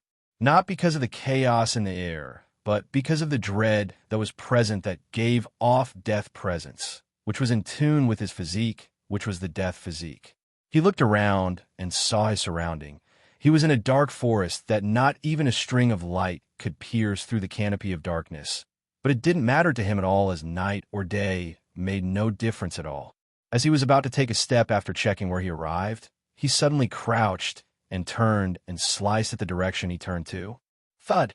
A head and a body dropped to the ground, and Clement looked at it with an expressionless face while saying with the calmest demeanor, "It seems even a monster here are corrupted from the presence of chaos. Well, not that it matters much. They die same way." As Clement ran, he didn't drop his guard at all. Unlike other assassin who had high agility and speed, but less strength, therefore needing sneak attacks. Such a rule didn't apply to Holder of the Death physique, as his physique already possessed terrifying strength not worthy of an assassin, which was even further strengthened by the fruit he ate given by Anthony. As Clement ran, he sensed something and came to a stop and looked around. Grrr! A bunch of demonic wolves surrounded him, like as if they were closing up any escape route. The Wolf King was a B rank beast, while the rest were within the C rank to D rank. The Wolf King roared, issuing an attack command on Clement. As they ran to bite and claw at Clement, he didn't even react, as these fast wolves were no different than standing still to him. When the first one arrived, he simply sidestepped and slashed out, decapitating it with a clean cut. Another clawed from the side, but Clement just settled the matter with a slap to the death. They all moved with insane precision, even in the dark forest, as all beasts and monsters here possess dark vision. As they all moved at once, Clement sighed as this child's play these beasts were performing, then just increased his speed and moved around in a series blur, sending out perfect slashes at the perfect spot, killing them all. Then the Wolf King, a B-rank beast, made its move by suddenly jumping out of Clement's shadow and slashed at his back. Immediately, he was done with the rest of the pack. But at last, it was destined to join its subordinate as Clement didn't even block as he was too lazy to do so. He just tanked it, and as the beast touched him, it simply corroded to death. This was one of Clement's ability from the physique. He calls it the death touch. Touching him with no permission is no different than a death guarantee. As long as the power gap wasn't too much, all he needed to do was to touch you, and off you are to your maker. The best part of all this was he could choose your death time and how you die. He could simply touch you in the morning and then activate it in the afternoon by thinking of your head exploding, and you will die there and then. Clement called this death mark because he has marked you for death, and there would be no redemption for this. This was simply a balance-breaking ability, with only letdown being that the power difference can't be too much if he wants to use it on a higher power. If not, he can't even activate it at all, even if he tries all he could. There was no better assassination ability than this. Even you looked through the blue planet. Of course, Anthony forbade him from abusing this ability. If not, Clement won't gain any experience at all from a fight. As Clement moved, he still met a lot of demonic beasts, as they were all corrupted. He simply just killed them all with a wave of his dagger. As he moved, he came to a halt and looked at a particular direction. There seems to be nothing there, but Clement didn't move his eyes and just waited. What an interesting human. To think you could see me. All others who came are usually blind because of the chaos and immediately flee once they land here, but you're different. You fought back and even advanced to this place, and you could even see me on top of that. What an interesting human you are, as the voice sounded. A mist gathered and formed a demon, as it sat happily on a tree with a smile. This was a genuine demon, not like the demonic beasts that were only born because they stayed in the forest and merged with the chaos present in the air. The demon was muscular, with bright red eyes like that of a vampire, a single horn coming out from the middle of his forehead, 2 wings hanging from the back as a tail swirled behind it. What's your name, human? We don't get much humans around here like other places do. Well, don't worry, I won't kill you off immediately. You'll have to play with me as a toy before you all escape like you usually do. Of course, the demons were not stupid. They knew that the academy was using them to raise their students. They always try to kill the students, but they always suddenly disappear immediately they fall into trouble. The demons in the realm have sought and thought of ways to combat this, but nothing seems to work. So they could only play with any human that came until they escape. Of course, this is until they find a solution to stop them. Clement didn't bother replying. He appeared in front of the demon, stabbed his dagger in its heart, with speed and precision required of an assassin. As assassins don't talk, they just stab you to death and leave no trace. The demon had a shocked look on its face, as it didn't expect the human to be this fast or even daring to make a move. The demon died as a result of talking too much on the battlefield. Others may have entertained him, but not Clement, who always had less to say in anything. He stored the demon corpse in his ring like he did with demonic beast he killed before and continued moving like nothing happened. In another side of the dark forest, a demon more sinister than the one Clement just killed smiled as he saw Clement kill his subordinate like it was an ant.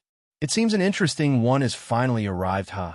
Maybe I could be less bored today, said the demon with a smile, as he saw Clement through the eyes of his subordinate he killed. Then the demon looked in another direction, where something similar was happening, but it still didn't make a move, yet. When Vivian opened her eyes, all she could see was darkness, and no single shed of light. She couldn't see in the dark, unlike Evelyn, who was a light mage that could simply make light or use her special eyes to simply see through it all, or Clement, who has physique that rendered such environment useless to him, be it day or night.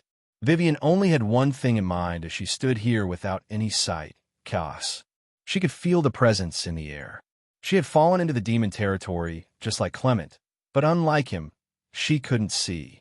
Although she had a way to see, it would reveal her control over the element, but if she didn't use it, she would fail her exam and drop to the bottom of the rank and would be out of the top 10. On one hand, she had to obey her leader's orders, and on the other, she had to get into the top 10, and there was only 9 spots. Then she had an idea, as she had forgotten she had a skill just for this. She slapped her forehead at how she could forget such an amazing skill. The skill she had thought of was the perfect one, such a heaven-defying skill that could fake anything she wanted about herself. She immediately activated the skill and tried to fake her mana control, to show her control was lower than what she was about to use. She had a smirk on her face as she was sure that only she had thought of this, and the rest of the subordinate would be using their lower control. Much to her dismay, the skill failed to fake anything. She tried again, but failed miserably. Anthony looked at Vivian from his cottage, not knowing if to laugh or cry over her failure. But he couldn't laugh, or he would break his sleep act, and he would be caught. The reason Vivian failed is simple. The perfect one Vivian and the rest had were a skill Anthony created from using his own the perfect one, which is an authority as the base. Anthony could fake his mana control or anything he wanted because he used an authority which wasn't even a concept in this world and was only granted to him by. How can he share an authority or create an authority skill? Anthony neither had the ability or means to create or share any authority. Even if he had the ability to share it, he would have to ask for permission from the owner. This was the difference between the one Anthony had and the one his subordinate had. One was a skill stemming from an authority, basically making it an authority in itself, while the other was a skill Anthony created on the basis of his authority. The skill wasn't strong enough to fake mana or elemental control, yet which was why Vivian failed miserably with such brilliant idea. He sighed and sent a message to Vivian. Don't try such things again. You aren't strong enough to bend mana to your will on such level. You may use your original element control and mana control, but you should still restrict your rank unless I say otherwise. You should be able to grasp a simple skill like night vision or dark vision on your own. Don't expect permission from me when a situation like this happens again. Vivian was stunned as she heard Anthony's voice in her mind. She then smiled like a baby girl who just got a pink bow tie for her hair. He is always watching me, even from another place, wherever he is, Vivian thought, as she was still smiling. Only if Vivian knew that Anthony was watching all 10 of them at the same time. She wanted to use her mana and elemental control in other for her to be able to see. But the last part of the Anthony's message, it indeed made sense. They had such ridiculous talent for everything. If she couldn't even grasp a mere vision skill, then Anthony's resource has been wasted on her. With that thought in mind, she didn't use her mana control and elemental control again and opted to just create her own skill. After sitting in a lotus position for a while with her eyes open, she created a skill, but it wasn't dark vision or night vision. Passive, ice eyes. 1. Able to see as clear as the user wants, be it day, night. 2. When other elements are in use to create darkness or other vision distortion skill or effect, they shall hold no effect on the skill holder. 3. Increases connection and control with the ice element. 4. Can see through all falsehood and lies, as all lies and falsehood freezes in front of the skill holder. Vivian smiled at the new skill she acquired. She truly spent 30 minutes on this and was proud of her efforts. If other people heard this, they would beat her to the death. Even if they tried to do what she did, they would spend years on this and still fail. They could have used that time to improve their techniques or use it to create their own skill that could help them, but at a lower level. To others, this was not a skill, but something else that usually comes as an inherent abilities, just like Kevin's eyes. Yet Vivian did such ridiculous thing in 30 minutes without even stressing. Anthony smiled in his mind as he saw that Vivian really comprehended the meaning behind his last sentence and created a skill for her circumstances, but her enemies wouldn't give her time to create skills or contemplate. But at least he was happy the girl was able to see his true word and didn't use her element. Vivian stood up as she opened her eyes, and every time became clearer than day itself. She saw the forest covered in pitch darkness as nothing related to light came or left the area. Even the trees were pitch black. Everything was corrupted with chaos. Nothing having life was spared in this forest. She has landed in the demon territory called the Dark Forest like Clement, but she didn't know this. She also wondered what the demons were doing in such secret realm. Did they infiltrate here to kill off students? Now that the professors aren't here, Vivian squinted her eyes as she had a deep hatred for demons as they were involved in her parents' death. Killing intent leaked from her body, then exhaled and calmed down. There is no way they would dare invade here with the dean's presence and the vice president. And the fact the boss also said nothing about it means the demons are raised by the academy, Vivian thought. Anthony looked at the killing intent leaking from Vivian's body and sighed. He knew everything about his subordinates. There was no way he was going to accept subordinates without knowing their past, as he had used his all-seeing eyes to look into the past and watched all lives of the 10 of them. He knew that the demons were involved in Vivian's parents' death. He saw how she closed off herself and cried herself to sleep every night and day and swore to raise down the demons, as she couldn't exist in the same world as them. Anthony just didn't know the hatred was this big, but he gets it. If someone touched his parents, they better kill him immediately and not allow him to survive. If not, well, some things are better left unsaid. Vivian immediately started moving as she was done, looking for her prey to gain points. Lit opened his eyes to a lush and serene forest, filled with trees in which a single one could hold over 100 of him. He looked around, anticipating the battle he would have, whirling his spear as he had a grin on his face that was ready to take on the entire realm, if possible. He bent his knees slightly, the ground under his feet broke and took a web shape, and he was sent forward with an astonishing speed. As he ran, a huge snake dropped from one of the trees to deliver a surprise attack on him.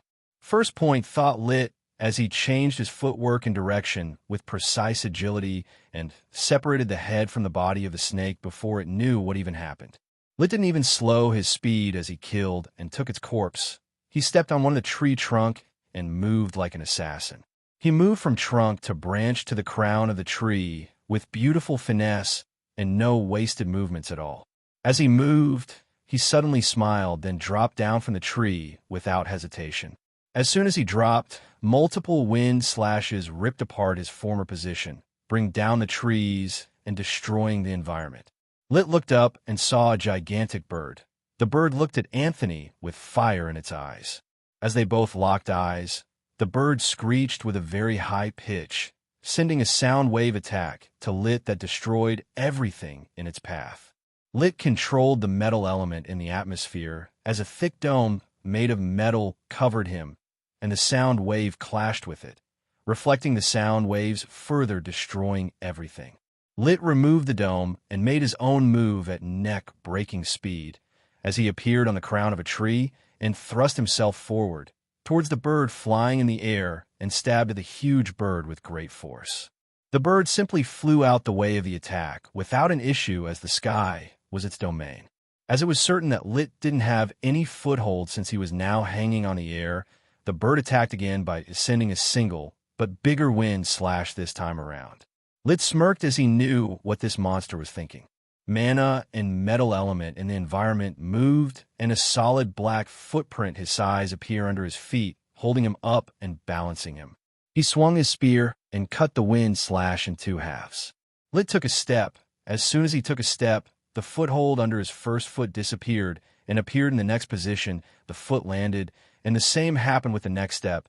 And just like that, Lit ran on the air with his foothold constantly appearing in perfect timing.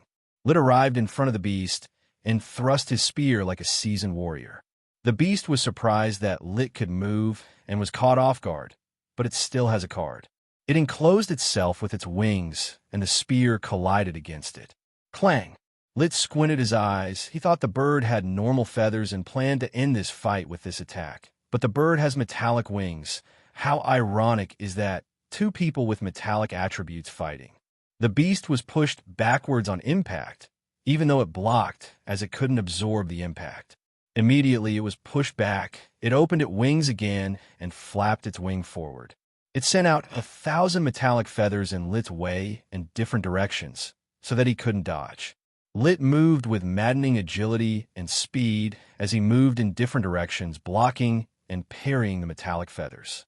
He was creating footholds in his destination before he even appeared there, while countering the attacks coming from different directions. This might sound simple, but to many, it required a lot practices and work. The fluid movement between his spear and his hands, and the way he connected it all to his feet movements were just too good. If other students were watching, they won't believe he's a first year like them, because even students of higher years couldn't perform such tasks, as it was required you to split your thought as you coordinate between controlling your element to form a foothold, moving in sync with the foothold you just created, while also attacking. Lit didn't need to slip anything. He could do this with his thought compartment skill, but he didn't need the skill to perform such spectacular art like he is doing now. Such was his battle and spear talent. Such was his physique, the spear god physique. As he fought with the bird and dodged and parried, he became more attuned for battle and was improving at fast rate, as he had never actually battled after training for almost a decade, only from the usual casual spars with his mates. Boom boom asterisk asterisk asterisk asterisk clang asterisk asterisk clang asterisk asterisk. The battle raged on as clouds pathed as they moved in the skies, only leaving streaks of light off without any blurs. The beast roared again as it saw it wasn't getting any upper hand in the battle and wanted to escape. Dream on, birdie. Lit increased his speed even more than before and appeared behind the beast, stunning the beast as it thought they were equals in speed and it only lacked a little in strength. Lit set up a dome as soon as he was behind it and covered both of them in it so it won't escape again, also covering them from prying eyes. Immediately, they were covered. Lit didn't hold back anymore, as the Academy won't see what he did in the dome. He casually made a sweep with his spear, perfectly cleaving off the bird's head. After killing it, he waited for a while, then released the dome, and he appeared, while the beast corpse was already in his space ring. He waited for a while, so the Academy won't get suspicious that he created the dome and the beast suddenly died immediately, so he had to delay for a while. He could have simply ended everything since the beginning, but he needed the experience and was also putting up a show as he was meant to be holding back as instructed. Lit came down from the skies and continued running on the ground and killed the monsters he met on the way. As they were weaker than the bird, he didn't even put in effort at all and just killed them on the first attack. After a while, Lit arrived at a nest with a smile, as some monsters were living here rent-free. He stepped in and heard noises that sounded like they were saying he should back off or die. Hiss! Oh, it seems to be the family members of the snake I first killed. Well, time for a family reunion then. As soon as the words were dropped, Lit went on his rampage.